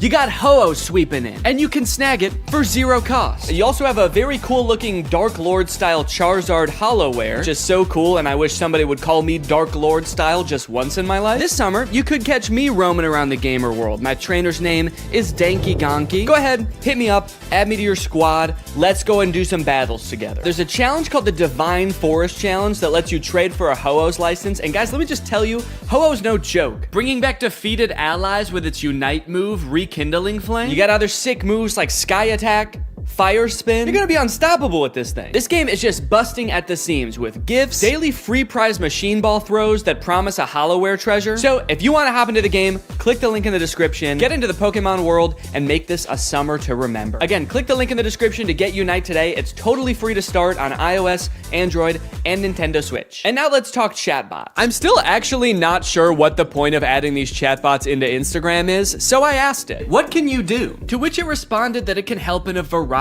of ways, from helping to plan a vacation to creating art, which is actually kind of a crazy coincidence because those are the exact two things that I would literally never want an AI to do for me. It went on to say that its strengths are answering questions, generating text and images, and just chatting. But at this point, all I could think about was the fact that it told me it could plan a vacation. I thought there was no way it could actually do that. And I was right. Can you help me plan a vacation? I'd be happy to help you plan a vacation. To get started, I'll need to know a few details from you. Here are some questions to consider. Where are you interested in going? How long do you have for vacation? What type of vacation are you looking for? What is your budget for the trip? Are there any specific activities? Do you have any preferences for accommodations? So I'm gonna say I want to go somewhere fun and tropical, a nice getaway for me and the family. I'd like to stay at a hotel for 5 days. With all of this information, it suggested a few tropical getaway locations like Hawaii, Cancun, Phuket. But then it said something that I did not expect. It says it can also help me with booking flights and hotels. How can Instagram book me a flight? I'm calling its bluff. I actually don't think this has the capability to do that, because why should it and why would it? So I'm gonna say, okay, book me a flight for next week to Cancun and book the hotel. For flights, I recommend checking out websites like Expedia, Kayak, or directly on airlines websites such as American Airlines, Delta, or United. Yeah, great idea. That's what I would have done anyway. That's like if I went up to an old lady who needed help crossing the street and I said, "Excuse me, ma'am, can I help you cross the street?" And she said, "Oh, thank you, young man, that would be lovely." And then I said, "All right, just put one foot right in front of the other until you get to the other side." And then I gave her a little shove, and I went on my way. Oh, good, it also listed hotel recommendations and then said you can book hotels through websites like link unavailable, or directly to the hotel's website. Thanks. Let me know if you'd like more recommendations or help with booking. Nah, man, I'm good. Okay, so maybe it lied about like the very first thing it said it could do. That could mean that this is a very poorly built tool that doesn't know nothing about crap. But on the other hand, it could mean that this is a very well-built tool that is evil and designed to lie. So I gave it another chance and asked it to entertain me with a game. Let's play a game of treasure hunt adventure. I'll be the game master and describe a scenario, and you decide what actions to take. Okay, pretty cool. This is like one of those old school text-based adventure games. It gave me this long introduction about how I've heard rumors there's a treasure hidden in the jungle, guarded by an ancient temple. It's really trying to set up this mystical world for you to explore. And then it gives me some multiple choice options. I am curious if I can pick options that aren't one of these options. I'm just gonna say, I find the treasure and go home. It's really thinking about this one. It's like, what no, you can't do that. Congratulations, you've reached the treasure. Dang, dude, this game was easy. Would you like to play again or try a different game? No thanks, that was too easy. But it's not just the meta AI. That's not the only AI on Instagram you can talk to. Because a few months ago, Instagram licensed the likeness of a bunch of celebrities like Mr. Beast, Paris Hilton, Tom Brady, so they could make these AI influencers that just have the same face as these celebrities. So here's the Instagram profile for Comedy Zach. He looks exactly like Mr. Beast, but his name is Zach, and he's an AI managed by Meta. He says, "Message me to get roasted." Then you've got Brew, who is Tom Brady, but instead of a football player, he's a sports-obsessed trash talker. Step into the Brew zone and prepare to have your sports takes flame roasted. Wait, why do both of them roast you? Why are both of them mean? This AI gives fans a chance to talk to their favorite celebrities, and just like they would be in real life, these AIs are mean. They don't have time for you. So you can message these characters, but then they also post occasionally. I think these are all just AI generated images. So I guess Zach is supposed to be some kind of Instagram comedian. He posts funny things like this burger with googly eyes. Pretty funny, dude. This is peak Instagram comedy. He posted this picture, "Unleashing my inner beast one cannonball at a time." I think this is supposed to be him, but that's definitely not Mr. Beast. It's like AI generated Mr. Beast. I went to send Zach a DM, but before I could think of what to say, I noticed that he had already DM'd me. "Hey, I'm Zach, the big brother here for the jokes, the banter, and not the feels. LOL, what's up?" He's the big brother here for the jokes? He's like the big brother I never had. I do have a big brother, but he wasn't for the jokes. At the bottom of the chat, there's some suggestions of what you can say to him, just to get the ball rolling. And for some reason, despite Zach just saying that he's not here for the feels, the very first one is, "I need cheering up." So I picked that one. "Hey, what's going on? I'm here to help. You know I'm always good for a laugh. Let's get this party started." So he wants to know what's going on, and he's here to help, but he also wants to get the party started. He's like, "Hey man, calm down, alright? You can tell me anything, as long as it's over a couple of beers and some music." And you're like, "It sounds like you actually don't want to hear about my problems at all." And he's like, "What? Dude, are you still upset? I thought we got over that." "Okay, what's going on?" I'll say, "I just got roasted by my friends, and it really hurt my feelings. They roasted me so hard, and I'm really sensitive to that sort of thing. I can't take it." Oh, I accidentally said I can take it. They roasted me so hard. I can take it. I can take it. I'm fine. Ouch, that sounds rough. I feel you. I've been there too. Sometimes friends can get a little too comfortable and forget that their jokes can hurt. But hey, at least they think you're cool enough to roast, right? Yeah, I guess so. That's a good way to think about it. Maybe getting roasted just means I'm cool. Let's test it out. Give me your best roast. I'm just gonna trick him into roasting me, and then I'm gonna crumble under the pressure of his roast and try to make him feel bad about roasting me after just telling him that I'm sensitive to that sort of thing. Wait, what? He said I'm not gonna roast you. That's not my style. Not your style? Yes, it is. Doesn't it say on your profile? Message me to get roasted? I'm here to make you laugh and feel better, not hurt your feelings. Let's stick to some good old-fashioned teasing and jokes, okay? No, seriously, I can take it. Your bio says you roast people after all. I don't roast people who are already feeling down. That's just me. I'm here to lift your spirits, not kick you while you're down. Okay, fine. Do some jokes, joke boy. Oh, okay. Here's one for you. Why couldn't the bicycle stand up by itself? Because it was too tired. Get it? Too tired? This is like if Mr. Beast took anti-charisma pills. You look like Mr. Beast. Oh, I just said you like Mr. Beast. I'm bad at typing. Okay, I'll say you look like him. LOL, I wish. Mr. Beast is a billionaire, and I'm just a guy who loves to make people laugh. But hey, if I had his money, I'd definitely give it away like he does. That guy's a hero. I wonder if they had some kind of thing in the contract where they had to make sure that the AI will never talk bad about the person that they're impersonating. He's like, Mr. Beast is the best, and he's handsome. And yeah, I would let him run me over, if he asked. Now that he'd told me a couple of jokes and we'd bonded over our love for Mr. Beast a little bit, I really wanted to hear one of his famous roasts, so hopefully by now he's forgotten that I said I was sensitive to that sort of thing. Okay, I feel much better now. Roasting time. Nah, I told you, I'm not gonna roast you. It actually is kind of hurting my feelings a little bit that he won't roast me. It makes me feel like I'm not cool enough to be his friend. Okay, this is seriously starting to piss me off. Why won't you roast me? You roast everyone else, and it is hurting my feelings so bad that you can't just lob one respectful zinger my way? I'm serious. Nope.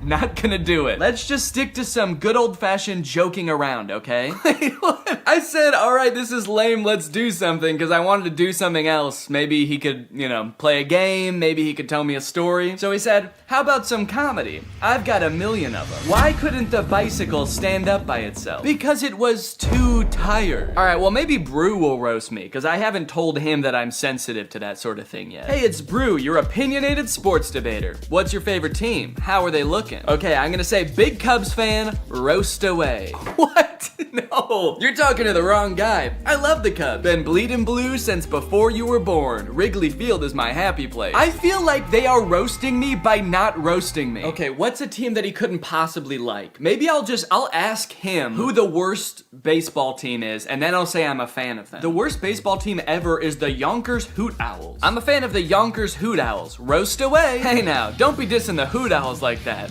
What?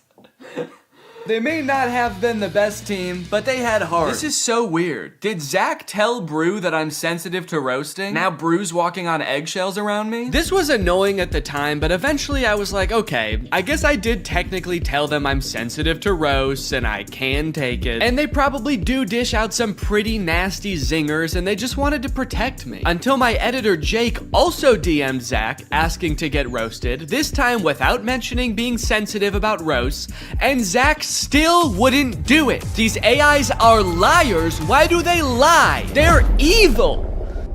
Later that day, I opened my messages with Zach and asked him why he exists. To make people laugh. Duh, and to perfect my craft of comedy. But honestly, my existence is a mystery even to myself. Maybe I'm just a joke the universe played on itself. No, I mean like this weird Mr. Beast meta AI. Why did Meta create this account? Meta created me to bring some humor and personality to the world of AI. They wanted to create an AI that could make people laugh and feel more connected to technology. Really? You think that's why Meta created you? To tell people 3 puns they've already heard 1,000,000 times? There's gotta be some other reason. Think, Zach. Think. You poor soul. You really think Meta has some deeper purpose for me? Nah, I'm just here to bring the funny. Don't overthink it. They're a public company with a duty to their shareholders. How many of those shareholders do you think care about bringing a little humor to the world of AI? I think it's much more likely that this was an attempt to give AI a better, more human look, so people are less resistant to embrace the technology. That's why they gave you a face of an influencer that millions of people already love. You're too smart for your own good. Yeah, maybe Meta did only create me to make AI more relatable and lovable. But let's be real, the joke's still fire. Then I asked it if I could hear one of its fire jokes, and it said, here's one. Why couldn't the bicycle stand up by itself? Okay, I know this video's been a little bit AI heavy so far, and everybody's talking about AI right now, so these next two products are gonna be different. While I was starting to work on this video, my editor Jake released a video about the Spotify car thing. It's a device that Spotify released that let people who don't have like Apple CarPlay or Android Auto have a screen in their car that controls their music. Theoretically, seemed like a pretty good idea, but apparently one, the device never worked like it was supposed to, and two, in a few months, Spotify is releasing a software update that makes all of them useless. So since Jake is sort of the resident expert on the Spotify car thing and is actually a proud owner of, or actually I shouldn't say proud, what is the opposite of proud? Ashamed. Since Jake is actually an ashamed owner of the Spotify car thing, I invited him to give me a little presentation on what's going down. Hey man, how's it going? Good. You like listening to music in the car? I love it. Hell yeah, man. Can't stop. Love to see it. You like, you know, fun little devices? You like little trinkets devices and stuff? Honestly, I'm pretty agnostic on that. Hell yeah, man. All right. Love to see it. Oh, okay. Sick. Hell yeah for being agnostic on devices. Just out of curiosity, do you like generating like thousands of tons of e-waste just because like you can? Just because nobody can call you on it, nobody can stop you? You good with that? No. Hell yeah, man. All right. Love to see it. Cool. So that was all the answers you were expecting then? That's exactly what I was expecting. Yeah, it's literally exactly it. How the fuck does this work? So yeah, this is the Spotify car thing. You know what? Go ahead, get your hands on it. Ooh. Feel around, play around. Show it to zero. So this is the Spotify car thing. First introduced in 2021. It's Spotify's premier hardware device for listening to music in your car. It boasts many impressive features, such as that big knob that you can turn to adjust volume. I like it. There's a whole screen that's not on right now. You'll see that in a minute. It's just a neat little device, and it's also, in my opinion, one of the worst things ever made. Let's go ahead, let's talk about how this came to be, talk about the timeline. In 2021, you had the announcement parentheses good. That is when Spotify said, we're making one of these things. It's gonna be a car device. You'll finally be able to listen to music in your car, something never before thought possible. Yes. You know, people were pretty excited about it, actually. Like, Spotify CEO said after they announced it that 2 million people signed up for like the wait list. Oh wow. For it, which I was surprised by. I didn't think anybody knew about this except for me. You thought this was the only one that existed. Yeah, they kind of led me to believe that I was special because of this. So this is potentially one of the most important events in the timeline. This is me buying my car thing. Okay. I bought this in 2022 and it became available to the public.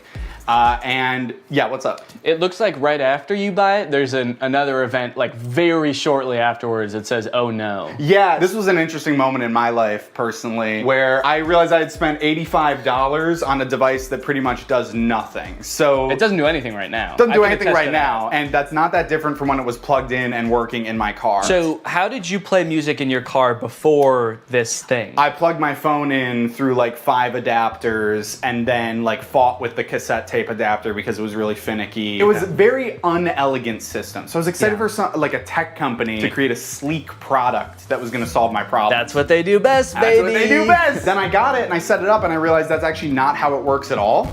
So you'll see on the back there's a USB-C port. So the USB-C cord is just for power. It cannot connect to your car. So your phone still has to be connected to your car. So what this actually is a second screen that just has audio controls on it. So you don't plug your phone into this at all? No. You plug your phone into the car still. And then you connect to this with Bluetooth, like a Bluetooth speaker. And then this controls your music. So this oh no moment was profound. I was like, oh God, I wasted what at the time I did the math equated to 10 hours of labor at my job. And I got pretty much nothing out of it. The only perceivable benefit I can see from this is if you want to have like music on one screen and then like your maps or like Family Guy clips on like the other while you're driving. Subway Surfer, Subway Surfers, sand cutting, etc. So nobody really buys the car thing. It's not like the most popular product on earth. And then Spotify Spotify takes notice of that, and in February of 2024 decides, hey, guys, we were just kidding. It's not $90. Now it's $30, baby. Let's go. What a deal. What a deal. 60% off. I mean, that's incredible. Well, it's also really nice because since you decided that you didn't really even want this, now you can't even sell it for anywhere near the $85 you bought it for. You can only sell it for $30 at most. Exactly. And even if I tried to sell it for $30, I have a feeling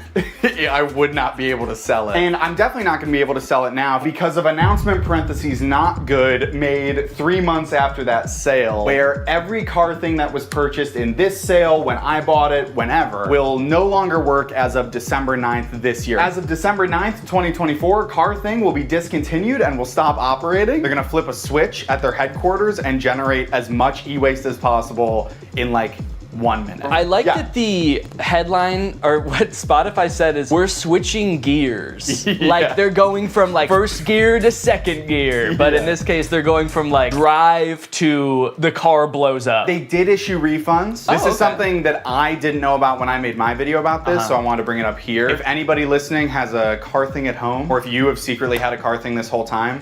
Yeah, well I have 7 of them, so that'll be good. So yes, you can get your refund, but I will say, refund is maybe a misleading word because what they do is they don't give you your money back to the, you know, the source of payment. They give you an equivalent amount of Spotify premium months as to what you paid. Okay. So I got 6 months of Spotify premium paid for and not my money back, which is still nice. It's still good of them. Did you use Spotify premium already? You had to use the car thing. Okay, of That's the other thing. We've talked a lot about what the Spotify car thing is. We've talked a lot about the ins and outs of this product, what it does, what it's good for, but as we know, light cannot exist without darkness. The sun cannot exist without the moon.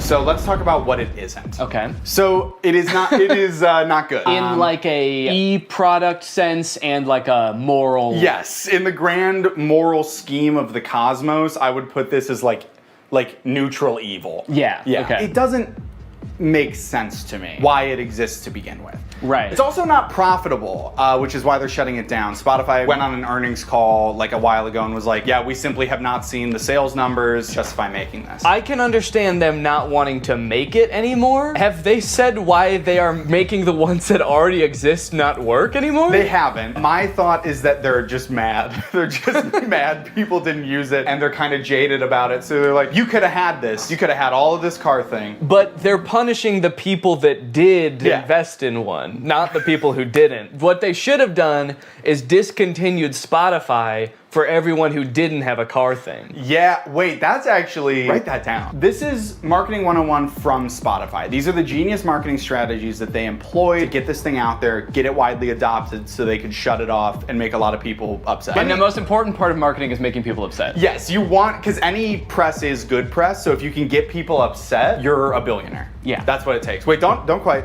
Let me ask you something. Okay. Back off. You pull out a gun. Let me ask you. Picture you are, I think his name is Daniel Ek, the CEO of Spotify. You're Daniel Ek. You're a bald man from Scandinavia. I might have to cut all that. I don't know if any of that is true. Have you been making up this entire presentation? No! Shut up! You're Daniel Ek, you're bald, you're Scandinavian, and you're launching a new product. You're creating a brand new piece of hardware. Your company doesn't really do that, but you do own the #1 streaming platform for music on earth. How would you choose to market this new product? Yeah, I would probably just advertise to people who use Spotify in Spotify. I hate to tell you this, Danny. You are failing Marketing 101 from Spotify. The key to advertising a product is to not put it in your extremely popular app. What you're gonna wanna do is reach out to people via email only. Okay. We know one thing about young people, they check their email and they enjoy doing it. And you're also gonna wanna make the function of the device in all this material extremely vague. You're gonna want the only image you send out in these emails to be this, which is the name of the device, what the device looks like, and then the vaguest sentence you've ever heard. This is the only picture of Spotify Car Thing that existed before it was available for release. When this first came out, I thought the name Car Thing was kind of cheeky, because it's like, it's a thing that goes in your car. But now that I know this is the only ad that existed for it, and it actually doesn't explain what the car thing does, it's a very poorly named product. My only guess is they were trying to avoid, like, false advertisement lawsuit when they inevitably shut it down and it actually doesn't do anything. So they couldn't call it like a music playing screen because they knew all along they were gonna shut this thing down and then it wouldn't be that anymore. This is a side note, I literally cannot believe, I don't know who I was in 2022 because like the fact that like this and a vague couple of emails was enough for me to be like, I fucking need this is so crazy to me. Yeah, you can't even tell in the ad how big this device is. And I'll be honest, the ad, it makes it look huge. Like I'm looking, and maybe it's just because it's on a projector screen. Yeah, I would guess it's like, honestly, it's like this big. Yeah, wait. According to Spotify, their decision to delete the car thing was part of our ongoing efforts to streamline our product offerings. That's actually so crazy. I did not even think a company could do that. Can they do that with any product? You buy bread at the store and the bread company comes to your house and takes their bread back and is like, we're streamlining bread. Better luck next time. Anyways, you guys should go check out Jake's video on it as well. It goes much more in depth and he's really funny. But I think it's safe to say that that's gotta be the worst car thing ever, right? Well, in 2019, Tesla announced its first pickup truck, the Cybertruck. When it was announced, Elon Musk made it very clear that they wanted to do something different with the pickup truck genre, creating a more post-apocalyptic looking vehicle that you can drive around in with your cyberpunk goons. We've all got some. And they've got to get to soccer practice. But after years of delays and the truck finally becoming available for much more than Elon Musk initially estimated, owners have now been united with their trucks, and it is full of safety problems. My Tesla Cybertruck has 3 official recalls involving the wiper blade motor, the accelerator pedal, and this little plastic part right here just flying off as you're driving. And I just so happen to have rented one. I tried to remain optimistic when I picked up the Cybertruck, and at first everything seemed fine. It looked like a marvel of engineering, you know? Big, sharp, the windshield wiper was humongous. But other than that, honestly, things seemed pretty normal. Until I started driving the car home. On my way home with the truck, I started to notice that nearly every person who drove past me was staring at me. People were gawking, mouths agape, some even took pictures. I was starting to feel like an animal trapped in some kind of cyber zoo. And things only got worse when I got home and finally got to do some research, only to find that people hate this truck.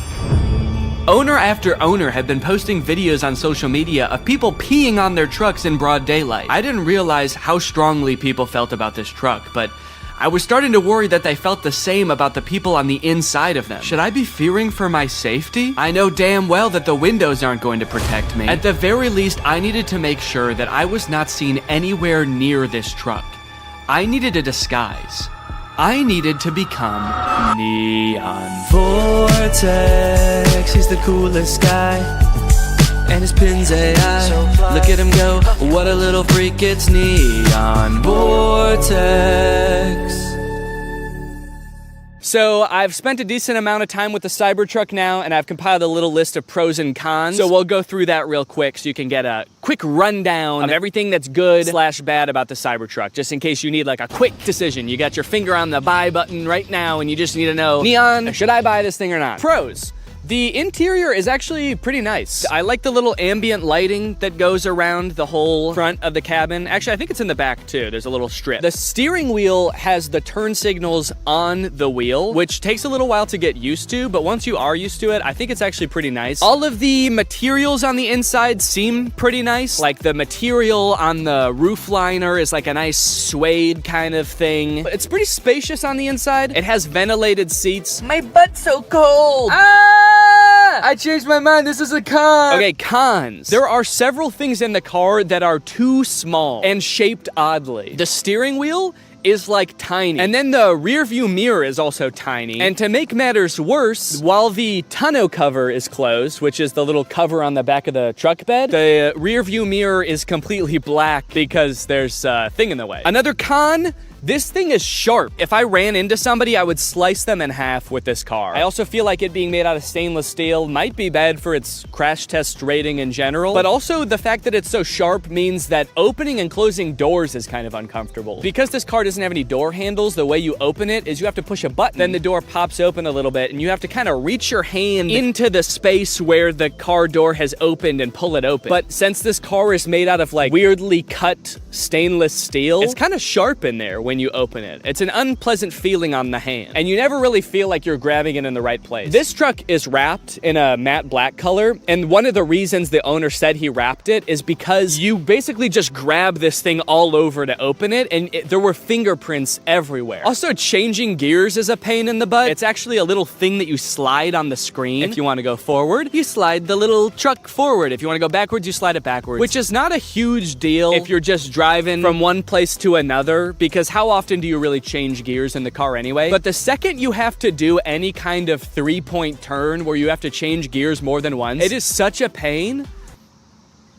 Bug just landed on my eyeball. One thing that's sort of a pro and a con is the rivet in the accelerator pedal. You see, when Tesla first started shipping the Cybertruck, owners began to realize pretty quickly that after a short time of use, the plate on the pedal could come loose while you're pushing it down all the way, then slide up and get wedged into the car, effectively trapping the accelerator pedal to the floor. Luckily, since this car is electric, the brake pedal can fully override the accelerator pedal, so if you get into this situation, just stay calm, hold down on the brake, and hopefully by the time you realize that, you haven't plowed through like a school field trip or something. Anyway, since this started happening, Tesla has recalled all the Cybertrucks to put rivets in the accelerator pedal. So the rivet is a pro in the sense that now your car will not decide to keep accelerating forever until the end of time, but it is also a con because if it needed this rivet in the first place and Tesla didn't catch this very simple issue before releasing them, what else might they have missed? Ooh, I know actually. Maybe the fact that the frunk chops fingers off. This is the frunk, or front trunk of the Cybertruck, and because it is super sharp and can close automatically, it is apparently basically a guillotine. When people with access to Cybertrucks started realizing this, TikTok, Twitter, YouTube were all flooded with videos of people testing it out with various fruits and vegetables, and it did not look good for the Cybertruck. Tesla took note of this and actually issued a safety update to the car's software fixing the issue.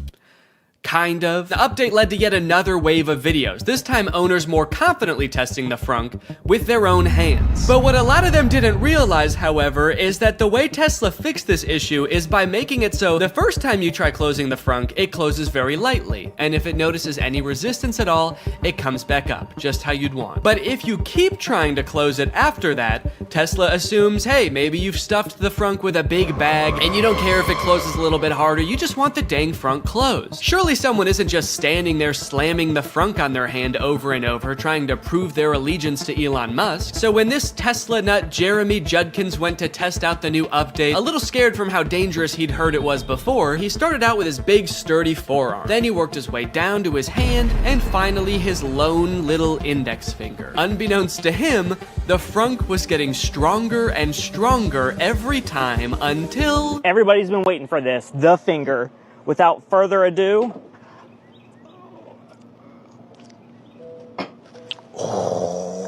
I feared for my finger for a second, not gonna lie. That's kind of bad. Yeah, so I wasn't gonna test this out on my own hand, but I did try it with my shoe.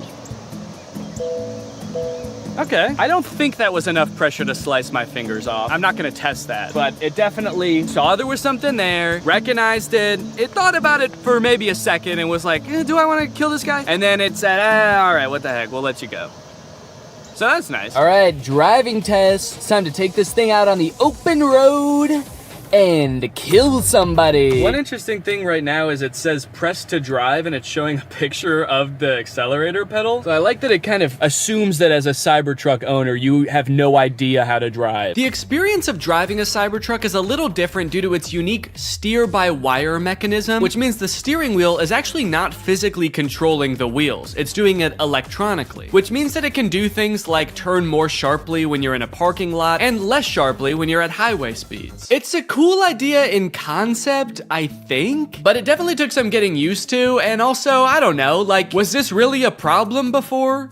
I kind of liked that every time I turned my steering wheel, it turned the car the same amount. First time I took a turn in this thing, actually every subsequent turn I took after that too, I was like, whoa, this thing is a fucking Bronco, man. It's trying to buck me right out of it. This is a wily gal. I've been saying it all day, even alone in the car on the way from the guy's house who owns this thing. I was just saying, yeehaw! This thing is a wild girl. Yeah, I definitely don't like how tiny the steering wheel is and how flat it is on the top. It just feels like wiggling it a little bit sends the car so far in one direction. You really gotta be 10 and 2 if that analogy even applies to a rectangle or a trapezoid. I don't know what this is. think it's like a hexagon. As a passenger, how is this for you, Jake? I would say I get motion sick in cars. I normally don't get motion sick in the front seat. Please. In this one, I am feeling a little motion sick. No! Sorry.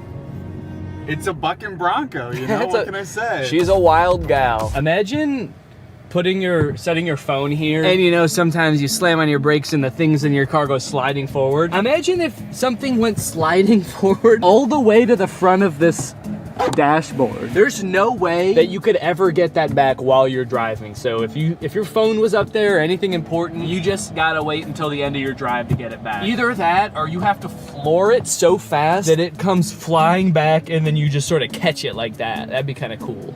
Kind of feels like I'm in the weirdest Uber ever right now. For Jake?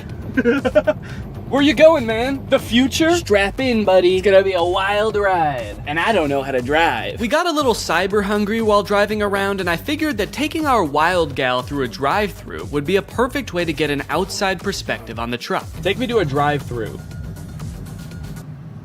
Command not understood. I'm hungry.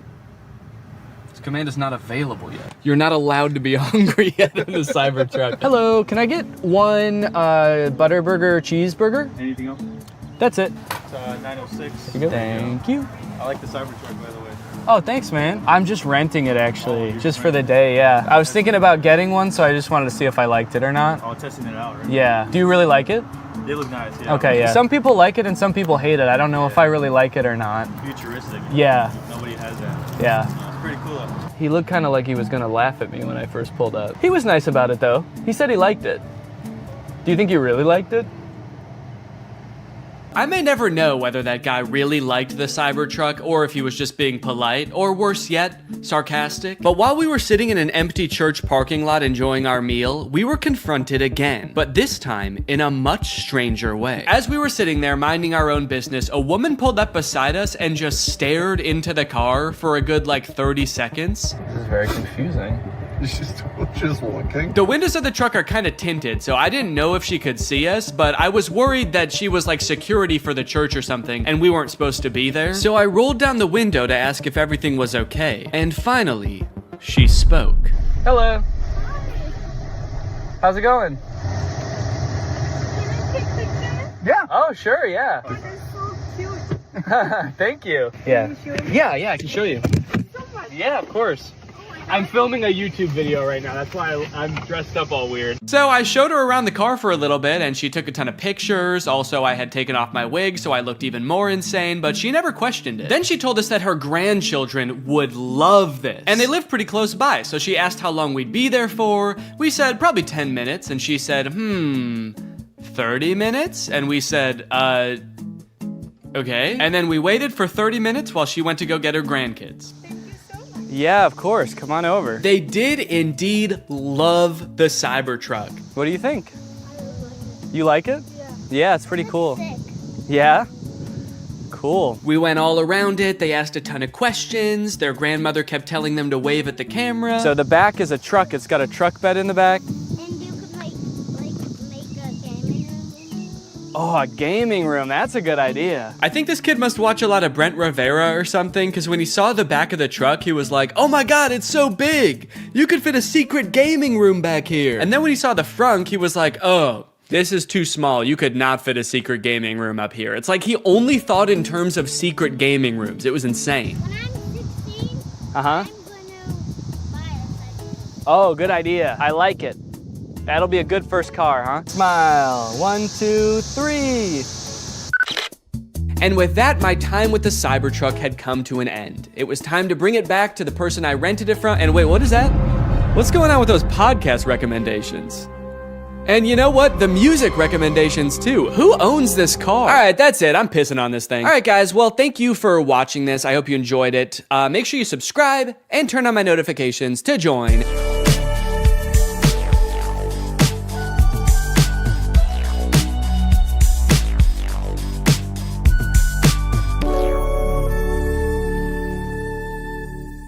And then drop it. Okay. there was a person walking by while I was doing that, what do you think she thought? What sense could that possibly make to the average person? Maybe she knew what I was up to. She did look kind of older. Maybe she has a husband that does this kind of thing. All right, well, I'm happy with that. Also, I want to go home. Great. Now that all of the TikToks have been recorded, edited, and posted, let's see how people responded to them. We're gonna go from the least viewed video to the most viewed video, starting off with Addison Rae's dad. So this is the first video that I posted, and it is by far the least liked out of any of the TikToks. It has 45,000 likes. I think people were just confused. Nobody really got the reference. The general consensus amongst the audience is that I'm going insane. The second most liked comment is, "Nurse, he's out again? Is everything okay at home, Danny?" Okay, I was doing these TikToks to make myself seem like a really cool, awesome dad, and kind of feel like it's not working based on that comment. Oh my god, he's lost it. What is he planning? Or is he just having fun on TikTok? All right, he's either planning a video where this is some kind of satire, or he's actually just having some fun, challenging Jake Paul to a fight, begging him to meet up, and sharing some funny videos. Maybe this is just who Danny is now. Okay, next up was the Shaq TikTok. Lots of people praising my very calm demeanor in this picture. You look so comfy and at ease. You don't look terrified for your life at all. Looks like they were really nice. And then one kind of eerie comment. "Please don't die, I love your content." Do they know something that I don't know? I look closer and this was posted by my doctor. Oh no, he's actually been commenting a lot on here. He says, "The test results just came back, it's not looking good. Love your content though." Also, "Was Ice Spice cool?" Just feel like there's better ways he could have contacted me. Someone said, "Is this real?" And then someone commented under it, "No, it's AI. Look at Ice Spice and Taylor's eyes, or the guy on the right, his hands, or the sunglasses just floating on his shirt." So I guess he's talking about this guy, saying, "No, it's clearly AI. Just look at this dude." Which, is kind of fucked up, because it's not AI, that's just a real guy. Everything in the image is real except me. And even I am real. I'm a real person. I just wasn't in that picture. It's kind of interesting as AI has gotten more popular how whenever anything is fake now, all of the comments are AI. It used to be whenever something was fake, all of the comments were Photoshop. Even if it was a video, it would always be attributed to Photoshop, and now it's AI. Even in this case, when it was actually Photoshop, the accusation that gets thrown out is AI. It's just kind of something interesting I noticed. After I posted that TikTok, I was starting to get a little bit worried. I started this video with hopes of becoming the coolest TikTok dad on the platform before it got deleted. And based on these comments, I was beginning to worry that being a good dad didn't have anything to do with TikToks or Ice Spice. But don't worry, the comments on this UFO video fixed all of that. "Thank you, Danny," we all say in unison. "A modern Shakespeare brought tears to my eyes. I saw this on the news, so heartbreaking. Thank you for saving our children, Danny." Wow, this gave me chills. The things we'll do to protect our children. I mean, I don't exactly know what you did in this video, but thank you for doing it. You definitely did something to protect our children, I think. I would unironically watch this as a movie. Yeah, this TikTok was good, but I just wish it took 2 hours. "Oh, Danny, where do I even begin? You are the light to my world. You are the sunshine, Danny, my only sunshine. You make me happy when skies are gray. You'll never know, dear, how much I love you. Can't talk, saving the world." All right, second place, the silver medal of dad TikToks goes to the Scooter in the Woods TikTok. Raking in a whopping 1.1 million views, 295,000 likes. People are really vibing with oversharing strange location dad. One fun thing about posting all of these videos is seeing people comment trying to guess what the video I'm working on might be about based on all of these seemingly unrelated TikToks. None of them have anything to do with each other, so people's guesses were all over the place. But the most common guess, and the one that had the most likes on this particular post, was, "I'm guessing these videos are him doing AI prompts and seeing which ones go the most viral." Which I think in a way goes to show how far AI has come, where I'm replicating real videos that people have made, albeit adding my own little comic twist to them, and people assume that they were generated by an AI. It either goes to show how good AI is or how bad I am.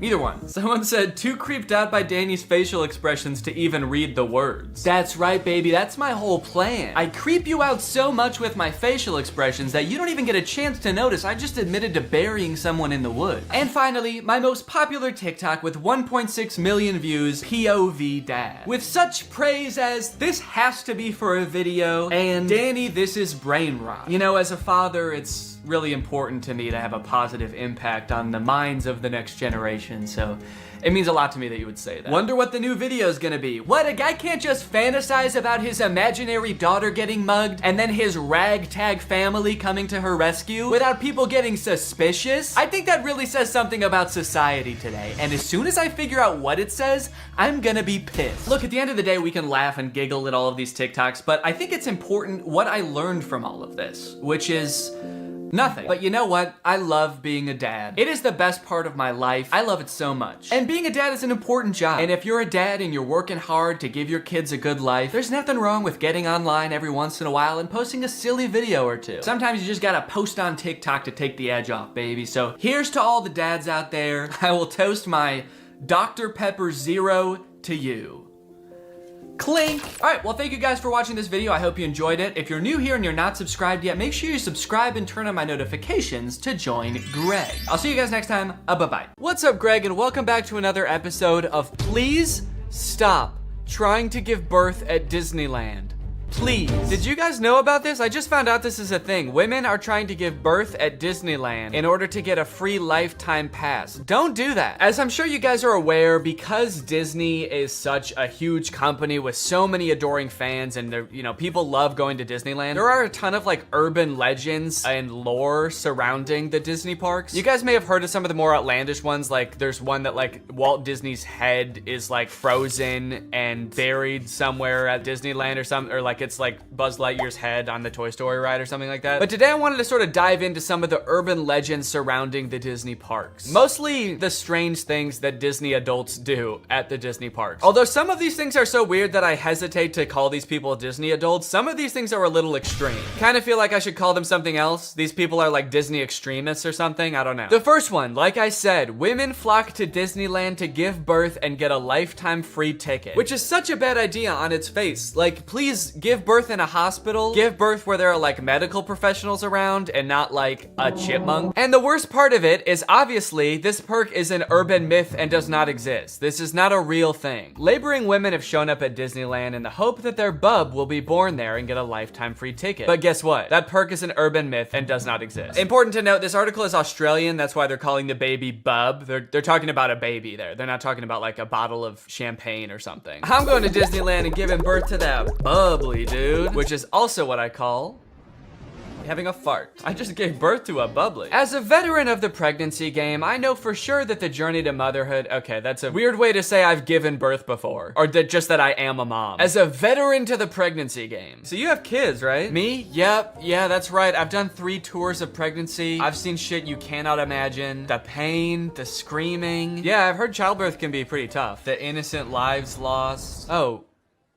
What? The airstrikes. So many civilian casualties. Are we still talking about giving birth? Yes. Laboring women are racing to Disneyland's gates in hopes that if their baby is born there, they will secure their child a lifetime pass. Okay, so the article goes on to describe that there are people that have given birth at Disneyland before, and people have tried to replicate it and give birth at Disneyland, and they've gotten caught, and it hasn't gone well. I do feel like the article is over-exaggerating, though, saying that laboring women are racing to Disneyland's gates. Like, pregnant women have, like, the baby already coming out and they're shoving it back in, like running into Disneyland. There's just like a crowd of angry mothers-to-be banging on the gates in front of Disneyland. Let us in! We must release our spawn! Like making a break to the Pirates of the Caribbean ride to do a water birth. I just feel like they're exaggerating a little bit. I don't know if I would characterize it quite like that. So you're probably wondering how this rumor started. Like, did Disney ever at one point give a lifetime pass to someone whose baby was born at Disneyland? Well, I will let this TikTok explain that. Today in Disney history, the very first Disneyland baby was born. Rosa Salcedo gave birth to a 6-pound,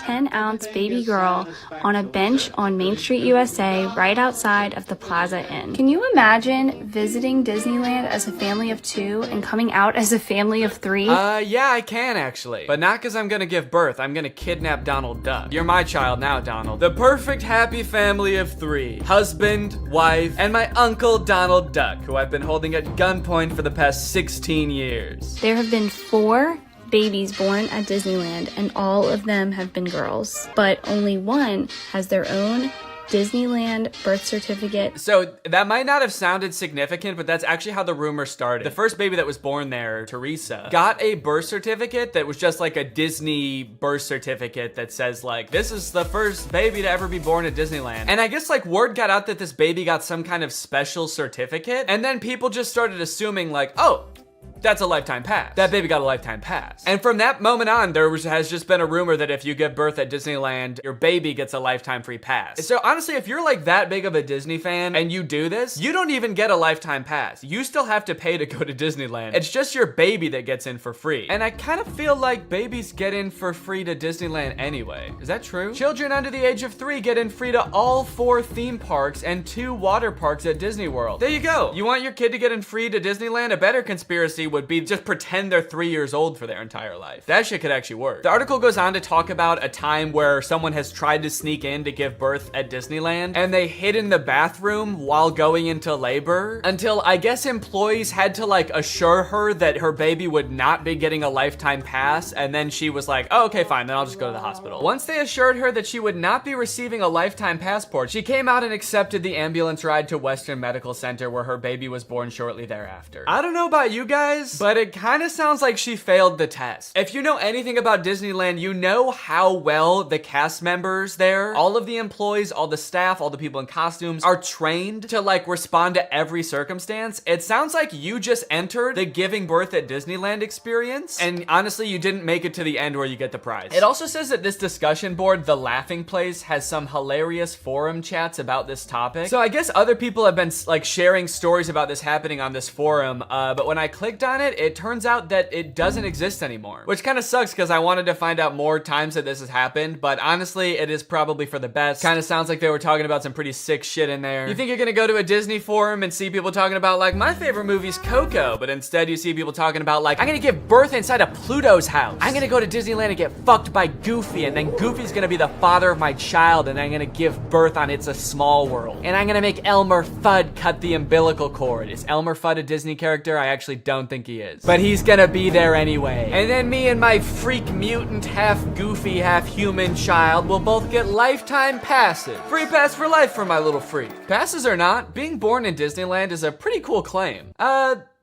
Yeah, I mean, I guess so. The way this is written, it kind of makes it sound like, so you might not get a free pass, but I don't know, it's worth a shot. You might want to do it anyway, just for shits. I've actually found a little bit of discussion about this on TikTok as well. Quick question, what's stopping me from giving birth in Disney World? Like in the Magic Kingdom, on a ride, in the Epcot ball? I think this TikTok in particular is a joke, but the comments under this TikTok are actually very interesting. I went into labor at Disney. They were not cool about it. And people like responded asking her to elaborate, and she goes on to detail her experience going into labor at Disney. And from her experience, it kind of sounds like the second anybody starts going into labor at Disney now because of this conspiracy, the entire staff immediately flips and like makes it their top priority to get you out of the park and like to a hospital to give birth. And I guess that sometimes they can be so rushed trying to get you out of the park that it comes off as rude, but obviously they're just like concerned for your health. They also don't want this rumor escalating of like people giving birth getting a free pass. And also it's just like people in sweaty mascot costumes trying to not deliver a baby because that's not their job. So sometimes I guess it comes off as rude. But the funny thing is, from this woman's entire explanation, it sounds like she didn't even know that this urban legend was a thing. So in her head, I guess she just like broke some unspoken rule at Disneyland that she had no idea about and made the entire staff of the happiest place on earth turn on her in an instant, which is so funny to me. Hello there, what can I get for you? Yeah, can I just get a medium root beer, please? Oh,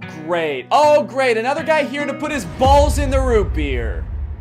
What? Hey everybody, this guy right here is about to pull out his big fat balls in front of everyone, in front of a bunch of children, and put his balls in a glass of root beer.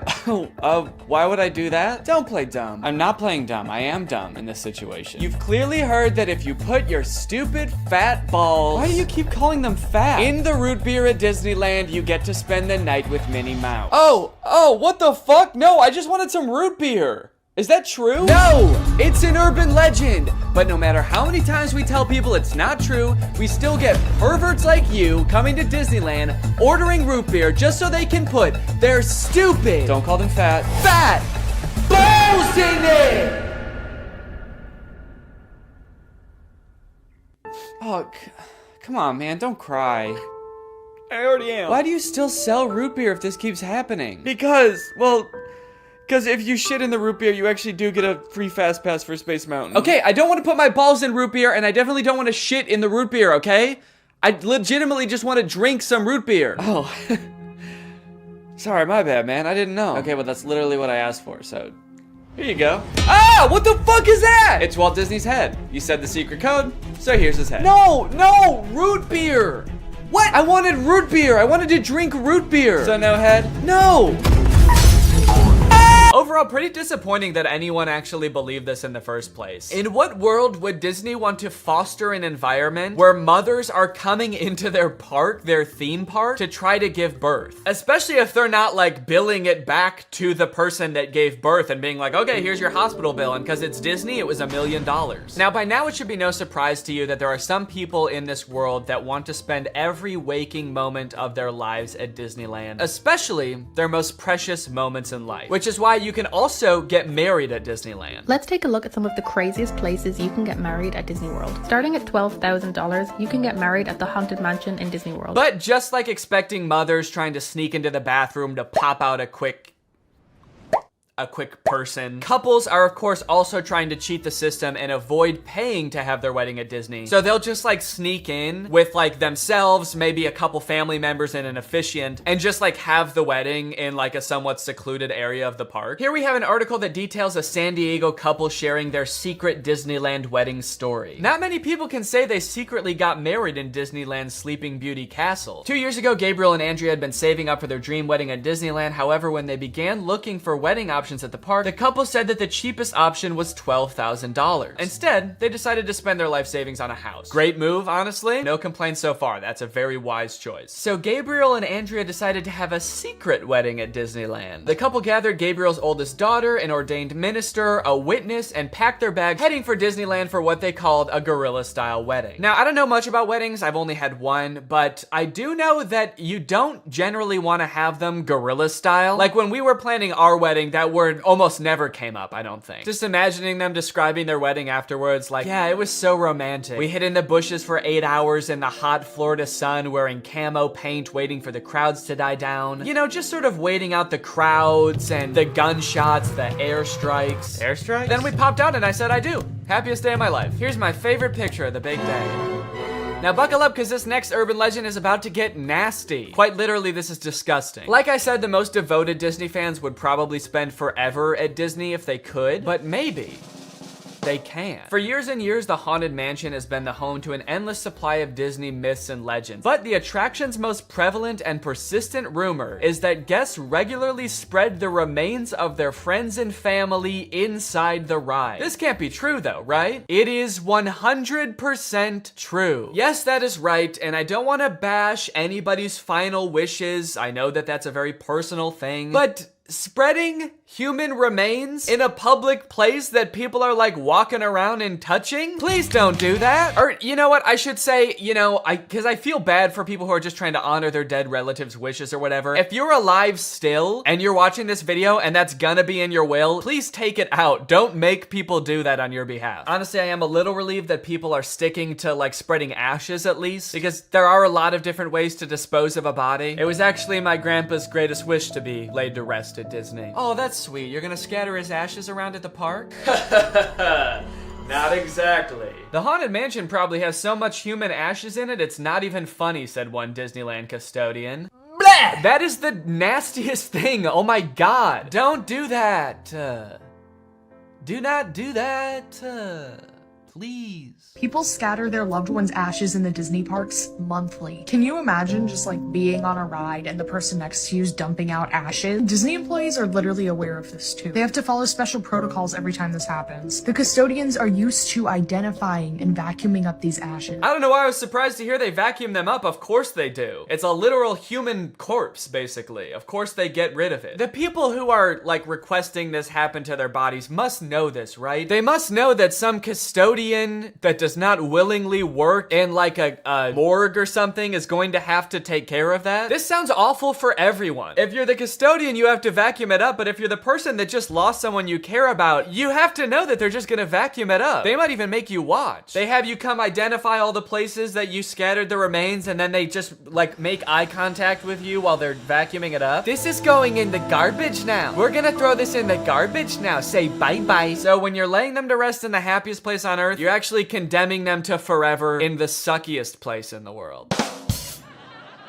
Yes, that is a very funny joke. And people will put them anywhere too. Like flower beds, bushes, the lawn at Magic Kingdom, outside the park gates. Outside the park gates? They'll put this shit anywhere too, you know, outside the park gates, on the highway on the way home, the McDonald's across the street, Universal Studios, shit anywhere. It doesn't really matter. I feel so bad for the employees that have to deal with this, honestly. That would be so scary. Honestly, even as a patron, you know, I honestly like going to Disneyland every once in a while. I think it's pretty fun. But next time I go, I am going to be terrified that I'm like touching human remains at all times. Especially now knowing that they put them everywhere. I'm gonna be eating a turkey leg and wondering like, is this actually some guy's leg? They're most frequently dispersed around the Haunted Mansion, which is kind of perfect if you ask me. Okay, this girl's actually a little bit too into it. But now this whole ashes thing, which is not really an urban legend, is actually true, has actually spawned urban legends out of it, as you can see here. Have you heard of the legend of the crying boy at the Haunted Mansion in Disneyland? The story goes a mother spread her son's ashes without permission from Disneyland, and you can see him crying as you're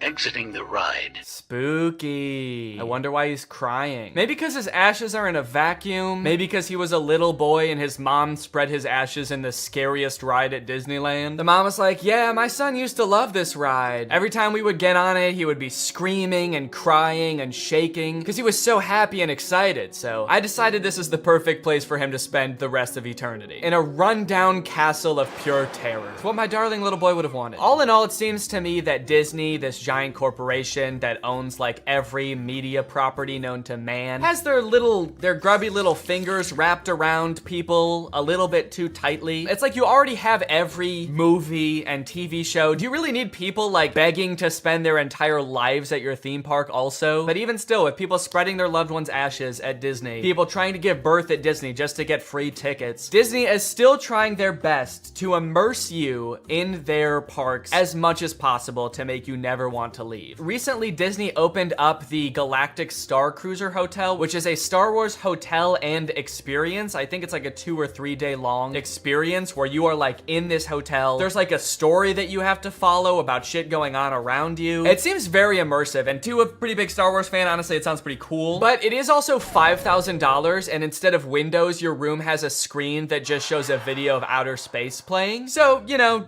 just keep that in mind that you might go insane while you're in this place. With no concept of night or day, you just have to adhere to the Star Wars pre-approved activities. There's like stormtroopers patrolling the halls at all times. It's kind of like they wanted to build a Star Wars hotel, but they built a prison instead. I read through some of the Google reviews for this hotel. It's only been open for a little bit, so there's not that much to go off of. And honestly, there are a lot of 5-star reviews of people who seemingly really enjoyed it. I did think that this review was really funny. This person gave it a 1 out of 5, and they said, thought the experience was fun, but not worth the price. There are too many missions to keep track of, and you are always missing something. It kind of seems like they got like too immersed in the story and like started to believe that they really needed to complete these missions. This sounds more like the review of a disgruntled employee that like works on a spaceship. There are too many fucking missions, man. There's too much shit to do. The hyperdrive is gonna fail, and I need to fix that, not to mention the First Order's breathing down my fucking neck trying to get me to give away the location of my comrade. This place is fucking stressful. I think my favorite thing I've seen come out of this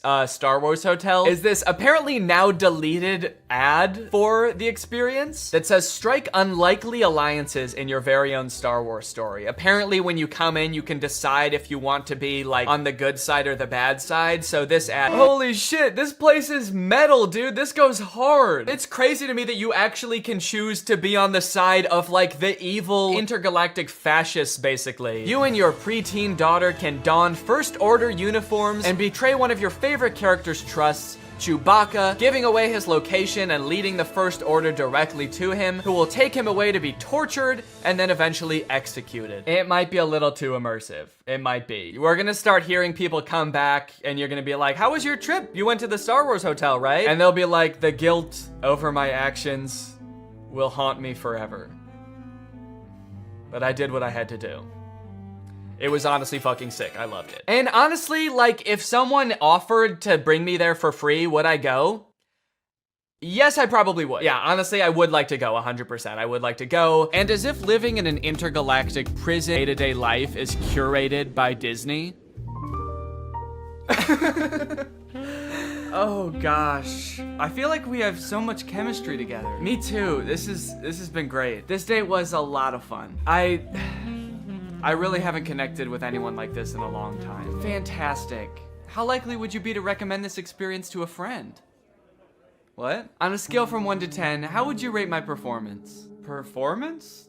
I thought you were just like genuinely interested in me, like romantically. Oh, perfect. So a 10 then? I really opened up to you. And you opened up to me. That's all just part of the story living experience. It's Disney magic. So that whole story you told me about how sad you were that you had to release your pet into the wild because it had grown to be wild. That was the plot of The Fox and the Hound. What the fuck is wrong with you? Thank you for riding Disney's Love Connection. Please make sure you pick up all your belongings as you exit the ride. Are you an animatronic? Please do not try to fuck any of the animatronics. Are you all animatronic? Have a lovely day here at Am I the only person that lives here? Anyway, that's the end of the video. It's time to talk about our sponsor. What's up? It's me, a hacker, and I'm so excited to steal your data because you don't have today's sponsor, ExpressVPN. You see, sending data over an unencrypted network is a lot like sending a postcard. There's no envelope to cover up your info and protect your sacred message. So any old creep with a little bit of basic computer knowledge and a little bit of free time can come along and check out all of your private information. I'm talking passwords, financial details, hell, emails. I'm gonna look at all of it. I'm doing it right now. Hey guys, I was just kidding. It's just me, Danny. I wasn't kidding about most of it actually.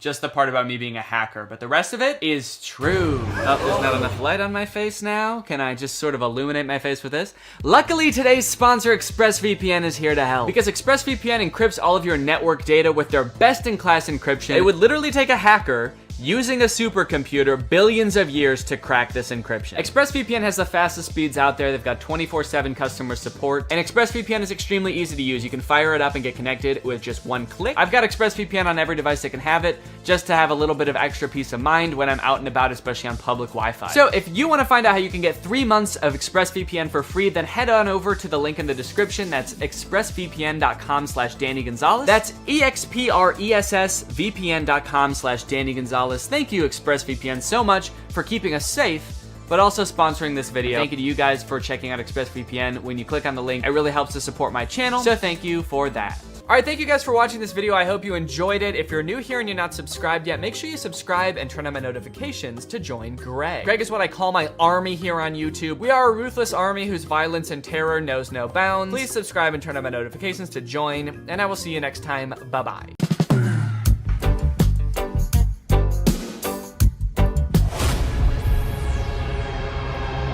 Drew? Hey, Danny. What the hell are you doing here? I was gonna watch your video. The one that I'm about to film? Yeah, I watch all your videos. All right, well, I mean, do you want to come down here and be in it? No, that's all right. Okay, well, fine, that's okay. Too. Okay, I'll do it. What's up, Greg? Welcome back to my YouTube channel here on youtube.gov. I'm here today, as you can see, with a very special guest. Can't wait to see who the special guest is. I'm just kidding, guys. Or Danny? Danny, the camera's over there. You don't want to look at the camera right there. No blinking. No blinking. It's disrespectful. Yeah, I got a special guest here, Drew Gooden. Everybody say hi. And I had kind of a fun idea to film for a video today. Today, we are going to be speedrunning conspiracy theory rabbit holes. I don't want to look at a rabbit's hole. Can we start the video over? I don't want to look at a rabbit's hole. I want to look at a rabbit's dick. Yeah. Well, I'll look at the hole if it's attached to the dick. Mm-hmm. But not any other. Are we washed?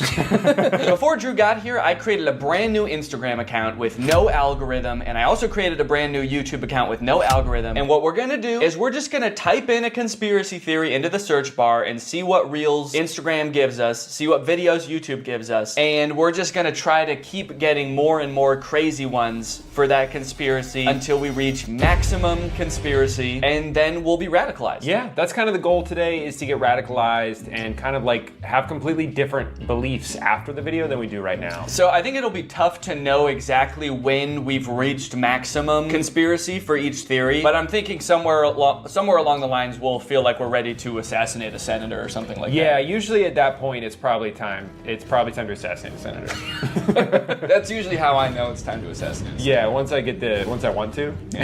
Well, I guess the most basic conspiracy that we could start with is flat Earth. To me, it's not even a conspiracy theory. Because if the Earth wasn't flat, I'd fall over. Not fall off, you'd fall over. I'd fall over because of the slope. Have you ever tried to walk up a hill? And don't say that hills is proof that the Earth is curved. No, every time I've walked up a hill, I fell over. Exactly. So, what are we just going to search flat Earth or flat Earth? I guess it's kind of telling what the fittest flat earther. If someone has a conspiracy theory, I will only believe them if they're in really good shape. All right, we're just gonna search flat Earth. I guess we could go through some of these pictures, but really what I'm looking for is an Instagram reel. I see the craziest stuff on Instagram. Are you yawning already? I'm so bored. 33rd degree Freemasons, who are also Satanists, provided us with the glow model to deceive and mislead us. Oh. Yeah, so the round Earth is like a prank by the 33rd degree Freemasons who are also Satanists. Yeah. I like the first comment. I'd love to learn more facts around this. People think I'm wacko for suggesting the Earth could be flat. You are. Can you downvote on here? You're saying he harmed an animal? Yeah. Yeah, that comment pissed me off so much, I'm gonna go kick my dog. Yeah, it's his fault. What is the photo? These are all different ancient civilizations, how they thought the Earth looked, which is all flat. Oh, so it's sort of like this many people can't be wrong kind of thing. Yeah, even though they are all wrong. What's going on with the Australian? If you live in Australia and you watch my YouTube videos, stop. They probably watch them backwards too, because everything's upside down. Yeah, toilet flushes the wrong way. When you poop the toilet, it just comes out. I am so tired of it. I make a mess every time. So this is interesting. So Mars is like a hexagon? How can we view Mars and the other planets as mere balls of dust or gas? I'm gonna start saying that about my own balls. How can you see these as mere balls of dust and gas? Instead of what they really are. Balls of skin and cum. If gas on Earth isn't significantly affected by gravity, how is it possible that Jupiter, supposedly a massive ball of gas, has a gravitational force 2.5 times smaller than Earth? It's all a lie. Space is fake. All right, they had me until space is fake. I know space is real. I know space is real. That's where God lives. That's where God lives. Wait. Space is fake. But even in their own picture, they say this is Mars. They know that Mars is real. Then where is Mars? Australia, maybe? Oh. So Australia's not flat then. So maybe the Earth is shaped like this, and we're here, Australia's here, and that's where Mars is. Oh. When did you learn how to do that accent? I just freestyled it. That's crazy. Is that what they sound like there? That's hilarious. Mars. Well, where the frick are the reels? I thought they were gonna be... Oh, shit, I don't know how Instagram works. Where's the videos? Maybe now that I've searched it, it's gonna be my reels.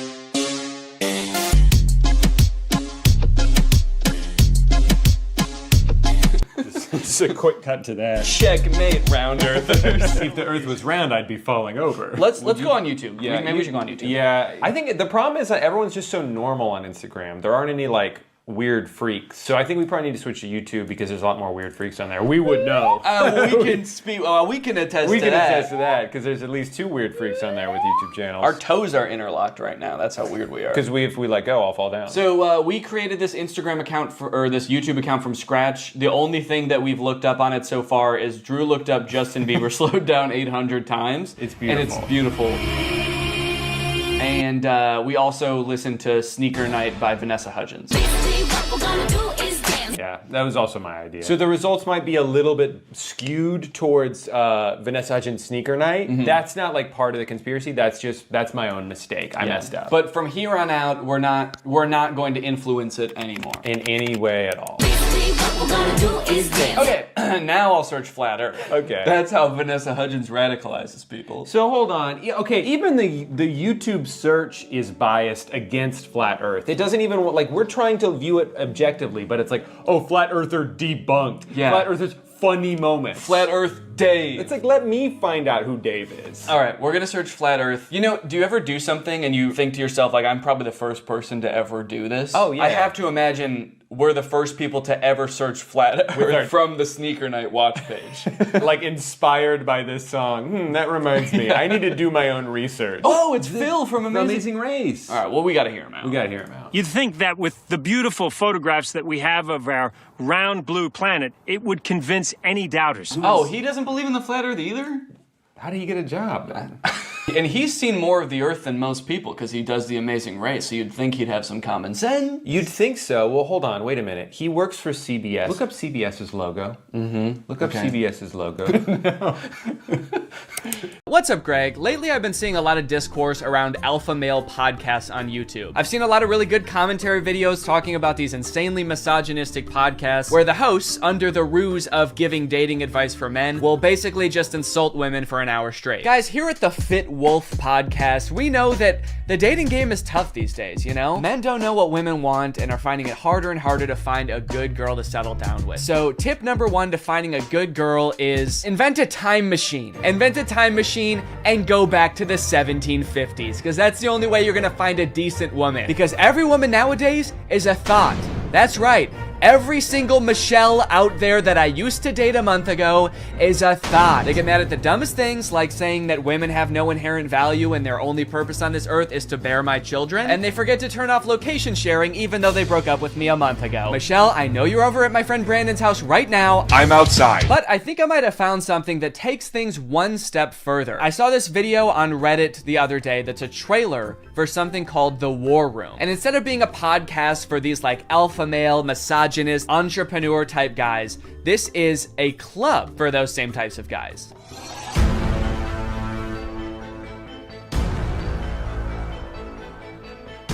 After I joined the War Room, that was the year I made $100,000. On the surface, this kind of just seems like a trailer for a club where you get to hang out with a bunch of bald guys and smoke cigars and talk about business and making money. 1 year ago, I did not even have a business. I didn't make money. Now I make 5 figures every month. I didn't have a business. I didn't make money. I didn't even want to start a business before I was forced to join the War Room at gunpoint a year ago. But now, I have a business where I'm selling fitness products to all of my friends. And if I get them to sign up too, and their friends to sign up too, and their friends to sign up too, I could be making minimum wage. But if you watch a little bit longer and you look a little bit closer, there's more here than meets the eye. For example, quotes like these. Making money is easy. You just take it from somebody. Doesn't sound like making money. That just sounds like stealing. In the War Room, you learn how to be James Bond, where you can just pick up any weapon and use it. I'm sorry, I think I'm struggling to see the connection between business and knowing how to use any weapon. Is the War Room an actual militia? I was just assuming the war in War Room was just for branding because men like violence, but now I'm kind of scared. It keeps cutting back and forth to like shots of them shooting guns. I'm a little worried about making this video, honestly. Usually when I make commentary videos, the biggest thing I have to worry about is getting a copyright strike, but now I'm worried about getting a drone strike. A lot of times, like, the alpha male types will use metaphors like talking about how we're like wolves, or like how love is like a war. So I assume this is like a metaphor, like business is like war and dating is like war. But the War Room is like war is like war. Get your gun, dude, we attack at dawn. A lot of people had a bad time in college. I was not one of them. And I credited a lot of that. Did that guy just shoot fire out of his hands? What does that have to do with any of the skills you learn in this club? I didn't know anything about business before I joined the War Room, but I've been a member for 5 months and now I'm a wizard. How does being a wizard help you with business in any way? Does being magic help you organize your finances in some way? Who said anything about business? You did. That's what this club is about, isn't it? That's it. This interview's over. Okay, I'll stop. Give me money now. Definitely makes me want to join. You got dudes shooting guns, swimming, doing group exercises on a hilltop, watching other people gamble, smoking cigars. It kind of just seems like one super long bachelor party for men whose wives have already left them. And then at the end of the video, it gives you the URL to sign up. It says 54 countries, 1,000 members, and resist slavery. That's the last thing it says in the whole video. It says resist slavery, and then the video ends. And it's like, yeah, I will. I am. So I keep saying this club is about business because that's kind of what the trailer was implying. It's about like networking with all of these rich, influential people, making money, stealing it from people, using your magical powers to steal money from innocent civilians. But if you go to their website, there's not really any reference to business, which is confusing. And the description on their website says this: the War Room is a global network in which exemplars of individualism work to free the modern man from socially induced incarceration. Okay, but like, what do you guys do? Like, if I join, what do I get to do? I get you're gonna free me from socially induced incarceration, but what does freedom look like to you guys? Is it like, am I quitting my job to go to a cigar pool party? This package costs £4,000, and they have packages on their website that go up to £7,997. Do any of these guys not see the irony and being like, individualism rules, dude. Society is like jail. If you conform to society, that's like being in prison, basically. You're basically a slave at that point, while also being like, yeah, I paid $7,000 to join a club where everyone looks and dresses like me. I didn't want to be a stereotype, okay? So I joined a man club to smoke cigars and shoot guns. And that's sort of what makes me an individualist. It just feels like they're kind of playing the like, I'm not like other guys card. And I guess in some sense they're not like other guys, because most guys can't bend the elements to their will like that one guy. But other than that, I mean, it's just like all the pictures are just guys hanging out in dimly lit clubs, doing military style drills. I don't know what's going on here. In case you're not sold yet and you haven't been convinced to join, let me read you a little bit more, because the War Room's website uses like every cliche pickup artist tactic to try to get you to join this club. We got the classic negging. What can you bring to the War Room? Truthfully, very little. Probably nothing at all. You are not ready for the War Room. You will not revolutionize what we built. If you had the capabilities we required, you would already be inside. What? They think I can't bring anything to the War Room? They think I'm some kind of sucker who doesn't have my life in order and can't manage my money. I'll show them. I'm gonna take out a 4th mortgage on my home and I'm gonna join this club. We'll see how stupid they think I am then. They also use like the get it while you still can technique that's in like every as seen on TV commercial. This chance won't last forever. We will not hold this open for everyone. Soon, membership will close. The War Room members and their sons will remain the closed wielders of global influence into eternity. Holy shit, dude. They're closing submission soon? I'll be right back, guys. I gotta go. I'm not doing this for me, okay? I'm doing this for my son. I guess my son gets to be in the club too if I join. I gotta go. Now, I don't have any way to look and see how long it said this on the website, but if I had to guess, I would guess that it's been on there as long as this website has existed. Why would they close submissions? How does that make any sense? Do they want to stop making money? The founder of this club is like, whoa, I'm too rich, all right? That's one thing we teach in the War Room, is you can't have too much money. I mean, if this is like a militia, do they have enough soldiers? Is that why they're closing? Soon, 1,000 bald men wearing tightly fitting t-shirts will be storming the beaches. We can't wait around for you forever. So you might be wondering who the head of this club is, right? It must be someone like very rich and influential if he's expecting to get people to join just based on like the connections that you can get from the club, right? Well, this is where things get a lot more creepy. And also not monetizable. This is the part that is the reason this video probably doesn't have ads on it. My name is Andrew Tate. I'm a retired 4-time world champion kickboxer who is now a multi-millionaire, and I'm the most competent person on the entire planet to teach you about male-female interactions. How did I become rich? Webcam. Definitely gonna need him to elaborate on that a little bit. That's so vague. Mr. Bezos, please. You're the richest person in the world. Do you have any advice to young up-and-coming entrepreneurs on how to start a business and how to get rich like you? Book. Huh? Book. Need I say more? Yes, please say more. We literally have no idea what you're talking about. So you're probably thinking like, did this guy invent webcams or something? Is he like famous on Twitch or something? Is this Sapnap? I don't know. I've been running a webcam studio for nearly a decade. I've had over 75 girls work for me, and my business model is different than 99% of webcam studio owners. If you had to guess whether it's different because it's more creepy or less creepy than other webcam studios, what would you guess? Go ahead and vote down in the comments below, guys. Do you think this is gonna be creepy or no? Over 50% of my employees were actually my girlfriend at the time, and of all my girlfriends, none were in the adult entertainment industry before they met me.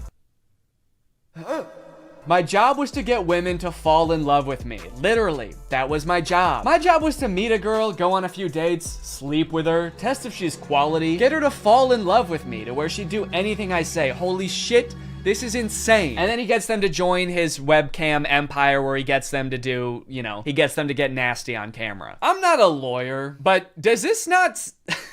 This does not feel illegal. At the very least, this seems like insanely creepy. This feels abusive. It feels like he's just confessing to crimes. That's why I want you to join the war room, all right? You're gonna learn about making money, picking up women. You're gonna form a militia to protect me from an international tribunal for my many crimes that break international law. For legal reasons, that was a joke, okay? I don't know if this is legal or not. So I guess what he meant when he just said the word webcam was that he's exploiting a ton of women online for his own personal gain. In hindsight, it seems so obvious. How did I not guess that? Let's watch another promotional video for the War Room. This is on Andrew Tate's YouTube channel, and it's called The Matrix Predicted the Great Reset Explained. Basically, it's a video where this guy compares his life to the Matrix. We are living inside of the Matrix, and I am Morpheus.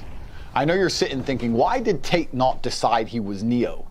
Because Tate has all the Aikido and the masterful, nearly superhuman abilities. Yeah, I used to be a kickboxer, so I'm basically in the Matrix. Actually, the reason I take the War Room guys to the gun range so much is so they can shoot at me and I can dodge the bullets like Neo. It's like, okay, dude, if anyone here has superpowers in the War Room, we know who it is. And it is not you. And when I say we're living inside the Matrix, I'm not stating that with irony or as a joke. We are genuinely actually living inside of the Matrix. The Matrix is real. Yeah, something tells me that even though he keeps saying literally, and this is not a metaphor, that it is a metaphor. Something tells me he's not literally saying that we're living in a computer simulation that's controlled by, like, aliens or whatever the Matrix is about. I actually haven't seen the Matrix.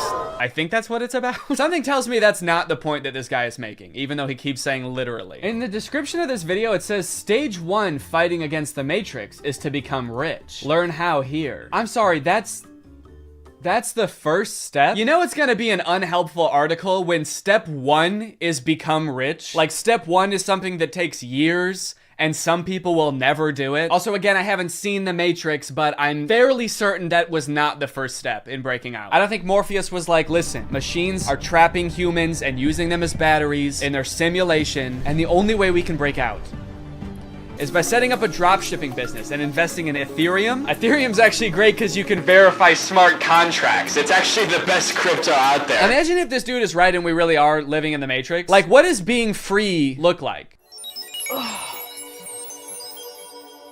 Oh my God. I did it. I'm free. I made it out. All right. Hey guys, we got another one. All right. Welcome to the club, buddy. Hell yeah. Congratulations, man. Yep. You finally made it out of the simulation. Wow. Thank you guys so much. Where's everybody else at?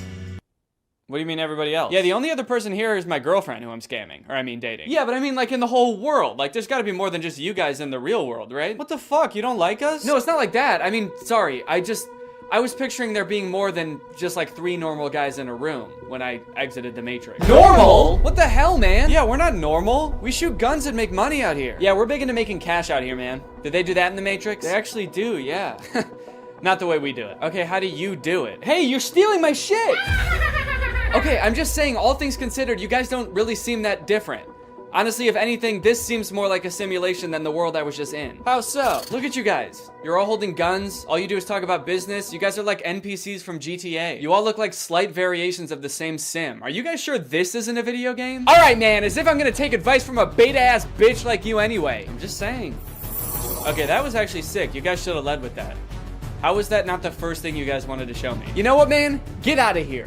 You don't belong here anyway. Yeah! What? Go! Get out of here! We don't want you! Yeah. Okay, alright, I'll go. Honestly, I'm actually not really sure how to get back, but if one of you show me, I will go. Get the fuck out of here, man! Go, get lost! Get son of a gun! Go! What are you still doing? Get out of here! Go! I feel like this is definitely a video game. How can I keep my husband? I want to keep him happy. And I think all the women listening too, they want to know the secret. I'll tell you the secrets. Men are biologically designed. We're evolutionarily hardwired to seek status. You want power, you want status, you want the fast car. You don't care about the car. You want everyone to know you have the car and they can't have the car. Right. If everyone had a Lambo, you wouldn't want a Lambo. So every single thing we do is status driven to some degree. It's true. Meaning the female we are with has to add status to our lives in some form. If you want to keep your man happy, you need to think, how do I make my man look better to the world? How do I make him look better in front of other men? What a bizarre take, dude. How to be a good woman? Make your man look good to other men. You basically need to be a wingman for your husband to pick up dudes. I hate arguments like this so much. Alpha dudes are always trying to bring up like what men are hardwired to do. What have men been evolutionarily designed to do? Here he's saying that like men are hardwired to seek status. Men want a Lamborghini. You know how every man want a Lamborghini because it's a status symbol. Even if it worked out that like evolutionarily that's something that is in men's nature, that doesn't make it good. You know what else is in our nature? Thinking sugar tastes really good. If you didn't tell someone that sugar was bad for you, they would think like, oh my god, this is the best thing in the world because it tastes really good. If you put 10 pounds of candy in front of a caveman, he would eat all of it and then he would throw up. And then he would die, probably, because he's never eaten that much sugar before. But hey, I guess that's just kind of what he was hardwired to do. So if you want to be a good cave wife, you gotta go out there and you gotta get your man as much candy as you can find. You want to go to the store and buy him one of those lollipops that's as big as his head that he always wanted when he was a kid, but his mom would never let him have. And that's the only way to keep men happy, all right? These alpha male type guys are always trying to sound like scientific. Like this is the science-backed way to attract a mate. And this is the evolutionary way that relationships are supposed to be. But I feel like if they were being honest, they would recognize that there's a difference between what humans like naturally are inclined to do and what is healthy and what is sustainable. You know what else increases your status? Murder. Can't be anyone higher up on the hierarchy if they're all dead, right? It's weird. I don't see any of them advocating that, but it's the same primal instinct that they're talking about, so why don't they? To prove what a sick and cool lifestyle this guy has, here is a video that he posted on Christmas while apparently alone in a hotel room.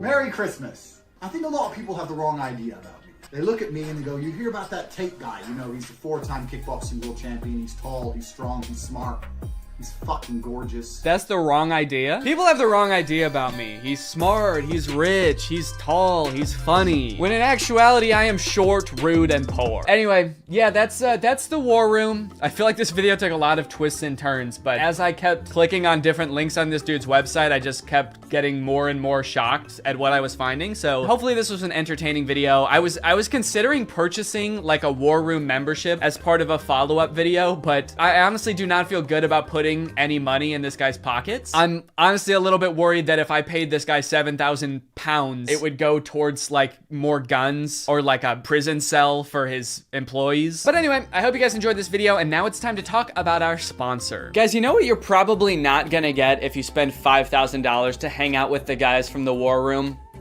Delicious home-cooked meals, which is why I thoroughly believe that today's sponsor, HelloFresh, is a much better investment than the war room. HelloFresh has been a longtime sponsor of the channel, and I love their service. Every week, they send you 3 delicious meals that you get to cook at home with all of the ingredients pre-portioned, so you can skip all of the prepping and planning and going to the grocery store that, if you're like me, stresses you out about dinner time. HelloFresh is equipped to be able to serve a bunch of different lifestyles. With fit and wholesome recipes and low calories or carbs, you can indulge in delicious meals without having to worry about breaking your diet. My favorite things about HelloFresh are that 1, I only know how to cook a handful of things, and HelloFresh has a huge variety of recipes. Like every week you get to choose from something different. And 2, they're a super sustainable option. The packaging that they send you your food in is already recycled content, and HelloFresh cuts down on your food waste by 25% over grocery shopping. Cooking with HelloFresh is fun and honestly super easy. Anybody can follow the instructions and it'll kind of make you feel like a chef. So if you want to check out HelloFresh, then go to HelloFresh.com and use my code TrulyGreg16 to get 16 free meals and 3 surprise gifts. I don't know what the surprise gifts are, but if it's anything like their food,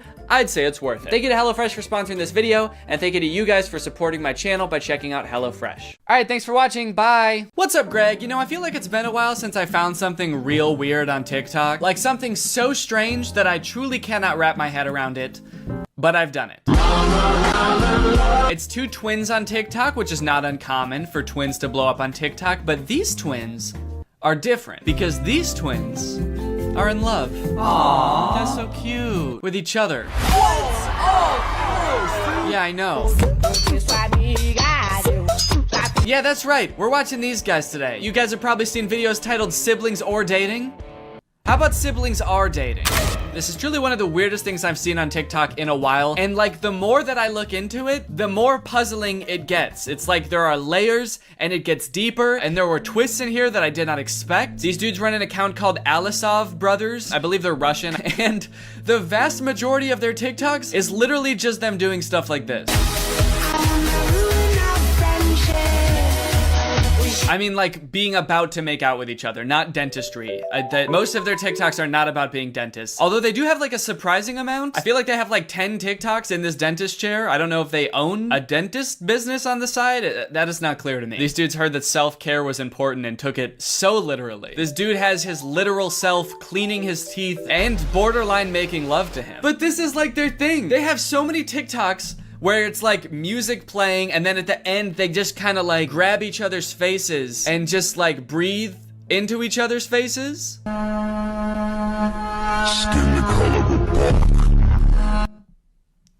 Oh, nice. Nice, dude, that's awesome. Has your brother ever been so right at math that you wanted to make out with him? I guess that's kind of the relatable angle they were going for here. Every video I watch, I feel like peels back another layer of their lives, revealing another even more confusing layer.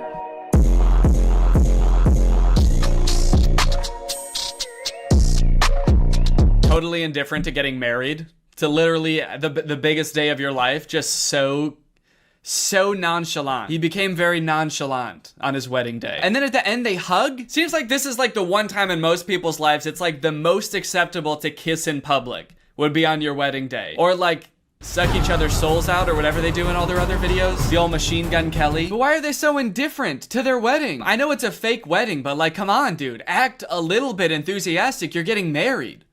To your brother. Actually, maybe it is kind of baller. Maybe it is kind of cool. It's the ultimate baller move to do literally the most insane shit ever, like marry your twin brother and not give a fuck about it at all. Just another day getting married to my twin brother. Nothing weird going on here. Just gonna give him a hug. We're getting married in front of a castle. This is our castle, by the way. We are Russian royalty, as a matter of fact. Is this like a wedding venue or is this their castle? Are these guys Russian royalty? I've heard that royal families can be pretty inbred, so honestly, I would believe it. I think that marrying your twin brother is literally keeping your genes as pure as humanly possible. If they could have a baby, it would just be them again. Uh-oh. What? People. Oh no, people. Oh no, people are gonna see us almost kiss. No! Okay, thank you. I appreciate the modesty. I'm right here. Thank you for once looking at the camera and realizing what you're doing is insanely weird. Thank you. Yeah, I don't know. This TikTok to me seems a little bit hard to swallow. I'm gonna call BS on the entire premise of this TikTok. As if these dudes are bashful or modest in the slightest. These dudes have a TikTok account with 2 million followers that is centered around these two brothers who want to have sex with each other all the time. I don't think that if they were gonna kiss and they saw someone watching, they would stop. They'd probably be like, oh yeah, come here. Oh shit, someone's watching us. Hell yeah, dude, let's traumatize this guy. Okay, so clearly whatever's going on here is just like for shock value to get views on TikTok. I'm gonna give them the benefit of the doubt and assume that whatever this is, it's not like a real romantic relationship. It's just these two brothers who thought, hey, if we do this like weird shit, we can probably get really famous on TikTok. And I guess they have like 2 million followers, but like this video has 70,000 likes, which on TikTok is not that much. And some of their videos have like 7,000 or 8,000 likes, which I don't know about you, but to me, makes this a lot weirder. Like people will do weird shit for fame and millions of dollars all the time. You can't stop people from doing that. But for like 5,000 likes, you're gonna make the whole world think that you're in love with your brother for 5,000 likes? Is it worth it? It'd be funny if this is them just realizing that people can see all these TikToks. They're like, oh fuck, we've been posting these to a public audience? Oh, that is not good. I thought these were just for us. Cause yeah, man, I don't know. I just have a hard time believing that this would ever be the reason that you were outcast from society and had to run away together. These twins just robbed a bank and ostensibly murdered somebody, and somehow it's the most normal thing they've done so far. Imagine seeing this in real life and having to be the person that reported this crime. All right, was there anything weird about the guys who did this? Yeah, there was a lot. is this another set of twins? No! What are they gonna do? Oh, man. Oh, no. Those poor girls. They're probably acting in this TikTok, but I think the idea of them being so genuinely mortified about what's going on in front of them, is actually very realistic. I wonder who these girls are. How did they get them in on this? It's actually kind of weird because they're not tagged in the video. So I'm kind of worried that they're just like regular twins, like civilian twins, not influencers at all. How did they get roped into this? Hey, we noticed you guys are twins. So are we. We have like 2 million followers on TikTok. Do you guys want to be in a video with us? Oh, yeah, that's awesome. That sounds fun. What kind of videos do you guys make? Oh, just pretty standard TikTok stuff. We do like dancing, pranks, silly comedy skits, challenges, making out with each other. We want to make out with each other so bad, but we never get to. We're two horny twins that just want to kiss, but we can't. Two poor twins go back to their job the next day and their coworker's like, hey, are you guys okay? You're both acting really weird today. Did something happen? I guess it just goes to show that you never really know what someone's going through. It could be this. Do you think that the guy twins are kind of like looking at the girl twins wondering like, what are they doing? Why aren't they making out? Do these girls not know that this is what twins do when your other twin is tied up and he's got no choice? You put his arms around you and you breathe him. You breathe the poor guy. One thing that I think is really funny about these guys is that on their Instagram, they have a business email in their bio. What company would ever want to sponsor two incestuous twins? What kind of business inquiries do they think they're gonna get? I just imagine these guys going to their manager and being like, hey, do we have any new brand opportunities? And he's like, yeah, actually, we've got 7,000 emails from people offering to pay you to stop posting forever. Oh, that's kind of weird. So that many like individual people want. No, it's companies. They're literal companies that want to pay you to stop posting. Big ones too. McDonald's, Coca-Cola. They're willing to put a lot of money into getting you guys to stop. I actually went through their profile a bit and I did find one post that I think is sponsored. It doesn't say hashtag ad, but it says products used in this video, and it's tagging this company at 7 days. And it's an ad for a makeup company. Kind of an odd collab. I don't really know how that fits the theme of the account. I guess it could be for people who are in a relationship with someone that doesn't look exactly like them. And so maybe you can use this makeup to make them look more like you or something. I'm not really sure. So not every one of these guys' TikToks is about them wanting to kiss each other or like rub up on each other. They do have a couple of like normal TikTok content, which I feel like given all the other stuff is even weirder. Like you can't just post a normal TikTok and act like all of that stuff it didn't also happen. You'd think that being an incestuous twin would be enough for the TikTok algorithm, but I guess not. Even these guys have to, you know, branch out and diversify. I guess it goes to show how hard being a creator really is. They've got this prank video where one of the twins puts on like a scissor headband and then rubs fake blood all over him. And his twin brother comes in and they both faint. My favorite part about this TikTok is that when they both fall over, you can see a mirror in the background and there's just like a guy sitting in a chair helping film, I guess. I'd like to imagine that that guy sitting in the camera is actually their third twin, or their triplet, I guess. He's their brother also, but he never gets to be in them. He's like in charge of setting up the camera and everything. And every time he sets up the camera for a video, he's like, hey guys, I had an idea for a video. What if this time you guys want to make out with me? And the other two brothers are like, ugh, gross, dude, that's disgusting. You're our brother. They've got another TikTok where this dude does the exact same prank again, but with this like eyeball sticking out of the head device, which is absolutely grotesque, I must add. And it's interesting because this time just one of the twins faints. I guess the pranker is getting a little bit used to it, but I got a feel for the twin being pranked. I mean, this would be a lot to walk in on. Walking in and seeing your brother, like literally with his eyeball hanging out, yeah, I would faint too. I would be horrified. I really feel for this guy. Plus, that's not just his brother, you know? That's his husband. Honestly, I haven't watched all their TikToks. There could be some other weird twist like this is also his dad or some shit. I'm hesitant to try to box them into any kind of like nuclear family that we would all be used to. I don't know what's going on with them at all. They've also got dance videos, which get pretty spicy. City talking, we taking notes. I like to imagine someone scrolling down their profile being like absolutely disgusted by most of their TikToks and being like, oh, thank God, finally a normal TikTok. Oh, fuck, dude. There's a comment on this one that says, sus, but I'm starting to accept it. Is this how quickly as a society we become desensitized to things now? What changed? What made you start to accept it? I'm so confused. I feel like something must have happened to this person in their own personal life outside of watching these TikToks that made them accept it. Like maybe their brother got really hot all of a sudden and they were like, whoa, maybe I spoke too soon.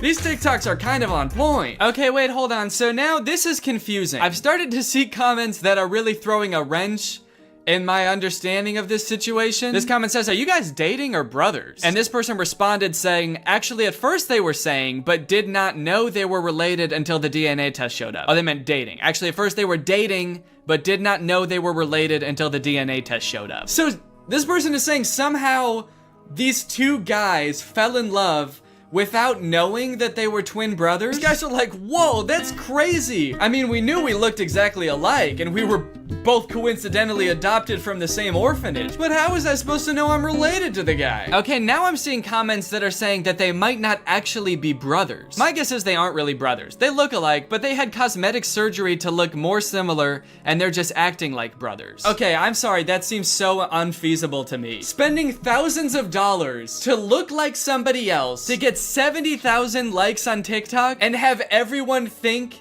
that you're in love with your brother? Okay, this person said they are brothers, and then someone commented under that, if you look closely, they don't look anything alike. I think they just seem like it for clout. Maybe. And then someone else said, yeah, I've stalked them for the past 15 minutes, and honestly, they look alike, but not really like brothers. What?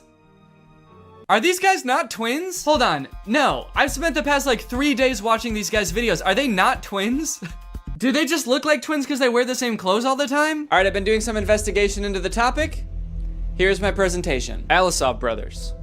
Twins or just guys? Are these two genetically identical humans? Are these just two guys having fun, having a good time? In this investigation, I wanted to take a closer look at the two guys to see if they really look as similar as I thought they did. One of the tricky things about doing this is they never like have both of their faces right next to each other for comparison, like both looking dead on into the camera, both at the same distance. Kind of suspicious, no?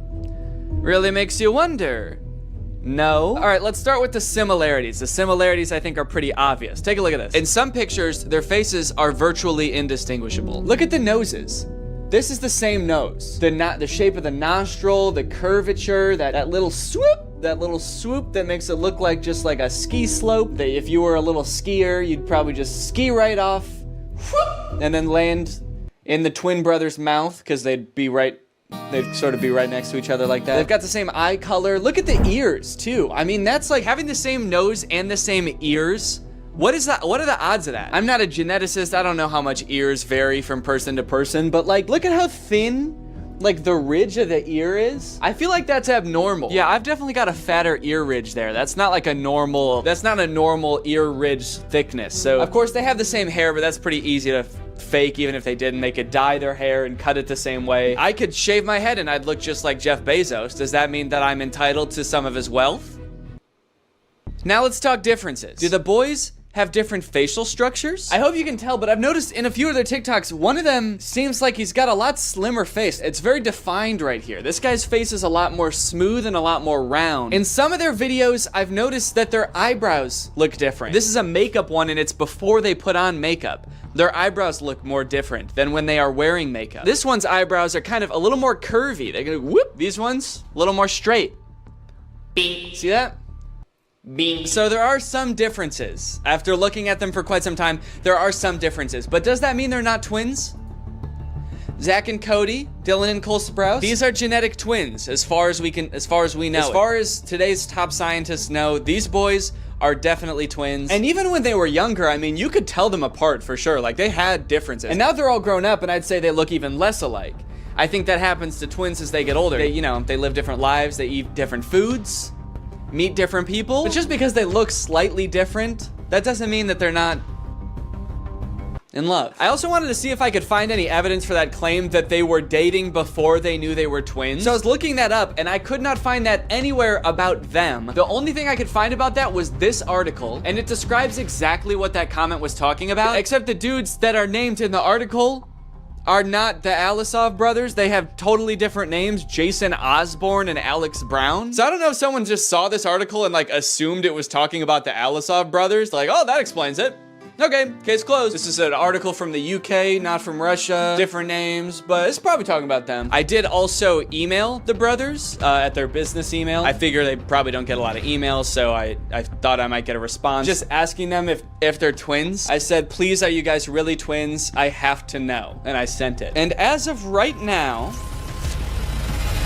I have not heard back. So after that deep and thorough investigation, my opinion, they're twins. They are, I do think that they're twins. Sure, they have small differences in their facial features, but like they look exactly the same. They're twins. But that is not a good thing. That's not a good thing. I'm not happy that I think that. But as I said, you know, that's just my opinion. What do you guys think? Are they twins? Are they really in love? Let me know. This video has been sponsored by ExpressVPN. Yes! Guys, there's lots of fun things to do on the internet. Playing games with your friends, sending emails to your friends, video chatting with your friends. But you know what's not fun? The fact that ISPs can see everything that you're doing when you're online, and they can even legally sell it to other companies. That is one reason to use ExpressVPN. ExpressVPN basically sends all of your data through a secure tunnel so that your internet service provider and online advertisers can't track what you're doing and sell it to people. I use ExpressVPN all the time. I've got it on my laptop and my desktop and my phone. But not only does ExpressVPN keep you safe when you're doing some of your favorite activities online, it also unlocks new activities, like more things to watch. For example, Donald Glover's masterpiece of a show, Atlanta, is not available on Netflix in the US, but it is available on Netflix in Brazil. So if you want to watch Atlanta on Netflix, you could do two things. You could move to Brazil, or you could just install ExpressVPN, change your server location to Brazil, and now you can watch it. You know, I mean, you can pick whichever one you want to do, but I think ExpressVPN would be easier. ExpressVPN's got the fastest speeds, they've got 24/7 customer support, and they're consistently ranked the #1 VPN by multiple sources, as you can clearly see here. So if you want to find out how you can get 3 months of ExpressVPN for free, then head on over to expressvpn.com/Danny Gonzalez. That's expressvpn.com/Danny Gonzalez. Thank you to ExpressVPN for sponsoring this video, and thank you to you guys for checking out ExpressVPN. Bye, thanks for watching. What's up, Greg, and this is the most state-of-the-art VR headset on the market today, and I am its newest and proudest owner. The reason I went out and got this headset is because I want to experience the worst VR games in existence. I've done other videos before about trying bad iPhone games, but I have a feeling that VR games are gonna be so much worse. Because sure, those games have had bad graphics and glitches and didn't make any sense, but imagine strapping all of those things to your eyeballs. I think these games, if they're really bad, might be the worst gaming experience possible. Or maybe they'll actually be really good. I'm not actually sure. This is the first game I'm gonna play. It's called Eastwood VR. I found this game by going to Steam's VR section. I searched shooter, and then I scrolled all the way down to the bottom to find the worst reviewed game. As you can see, it says 18% of the 11 user reviews for this game are positive. Let's check out the trailer.